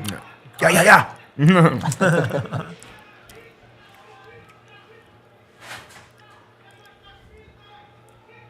What's up, Larry? That was a good job. Ooh-wee. Oh, Pantoja likes to make it nasty. Ooh, right to the damn. back. Dude, it's so crazy and wild, their mobility. Especially if those lighter weights. so super fast. So fast. I can't move that fast. Like, it's literally impossible. I could train for the next year and I couldn't move that fast.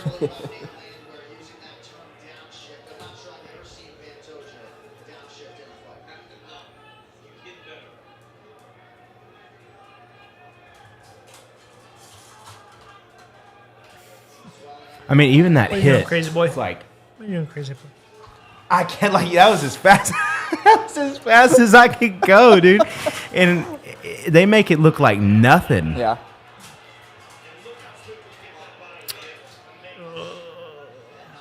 He's got the body hook. What's the defense out of this, Aaron?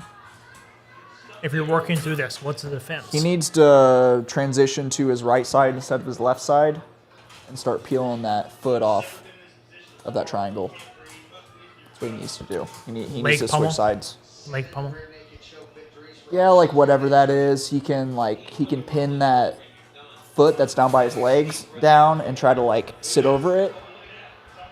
Or he can Like use an this? elbow to kind of pry it off. He's got to get on the other side. Oh, no, he's over. He's done. He just It's lost it. done. He's going to sleep. He's out. I think he's just tapped. He's out. He's out.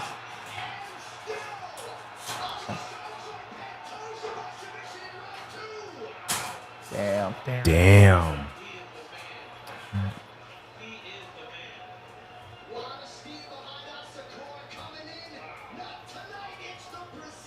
Damn.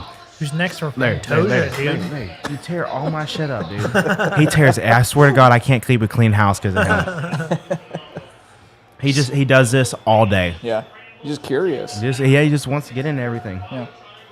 And I get tired of cleaning up, and then the house just turns to a fucking mess.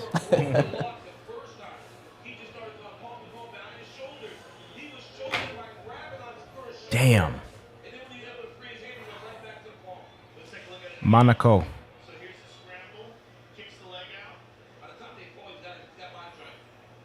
Look at that. As soon as they roll, bam, body triangles in the transition, Through. and then there's the bow. And once he gets it underneath the chin, look at this. He rolls him over. Scratch does a good job of defending initially. Body triangle is so hard to get out of. I mean, Anyway. it's almost, I don't think I've ever gotten out of one. But also, it's hard for people to put me in one because I'm so thick. I have worked my way out of it against white belts. Just a bad position to be in. But it's possible to get out, but it's not a great I think position I just start to be bridging. put in. I think I just start bridging and try to slide up if they don't have me in the seatbelt. You gotta roll though. If they're inexperienced, you know? They can put you in a triangle from there is the thing, like a normal triangle. So you got to be careful doing that too. Like a reverse triangle, I think is what it's called. So like if guys start like slipping down, that's typically what I'll transition to.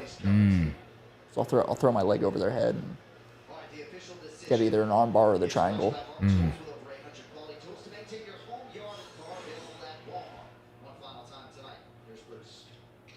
Ladies and gentlemen, referee Jason Herzog is called to stop to this contest at 2 minutes. I always like looking at Bruce Buffer's cards.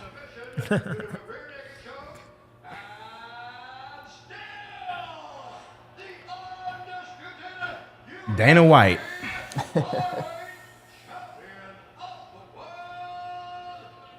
I want to meet Dana White one day. That'd be cool.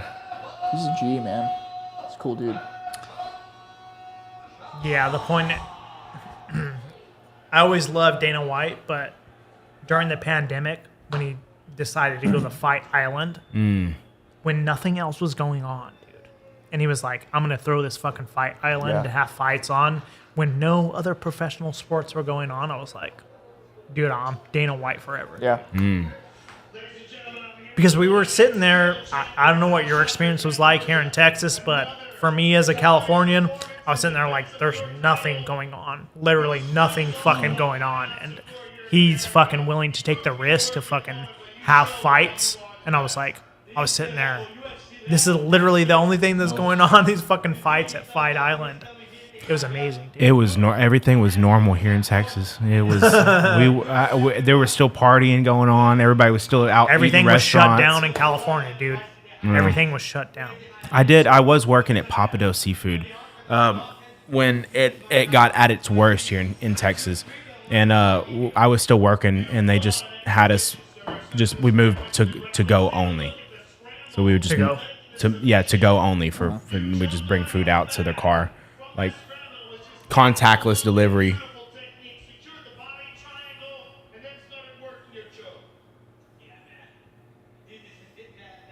There was a law in Illinois where you couldn't drive on the roads for a little bit without like a Dude. essential employee certificate or something. What does that even mean, Yeah. dude? It's fucked up. I assume we're at the same position, but Yeah. like, what does an essential employee mean? Well, Whatever the government says. yeah, exactly, dude. Yeah, they would say Well, like it's essential to me and my fucking family because I need to make a living to fucking pay rent, dude. Exactly. What the fuck are you talking about? Trying to eat and Yeah, have a home over my yeah, head. exactly. Fucking essential. Oh, sorry. I mean, I'm not essential, yeah. How do you get groceries? Exactly. You know, how do you get anything? Well, the Yeah, government, dude. The government's, of course, they're gonna give you the money. I think that was an exception maybe, but like it was fucked up. That's weird. Yeah. All those orders. Illinois was the worst. Like I said, they're like the California of the Midwest. They're a lot stricter on their rules. Fuck that. Dude, I remember being in the midst of COVID, and I went to like a big. It's a country artist, Pat Green. I went to a Pat Green concert, and everybody was just fucking partying. It's like,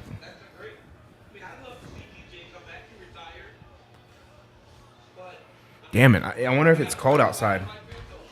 Definitely, dude. Cold for Texas standards. I don't know about Indiana standards. It's like winter, god damn it.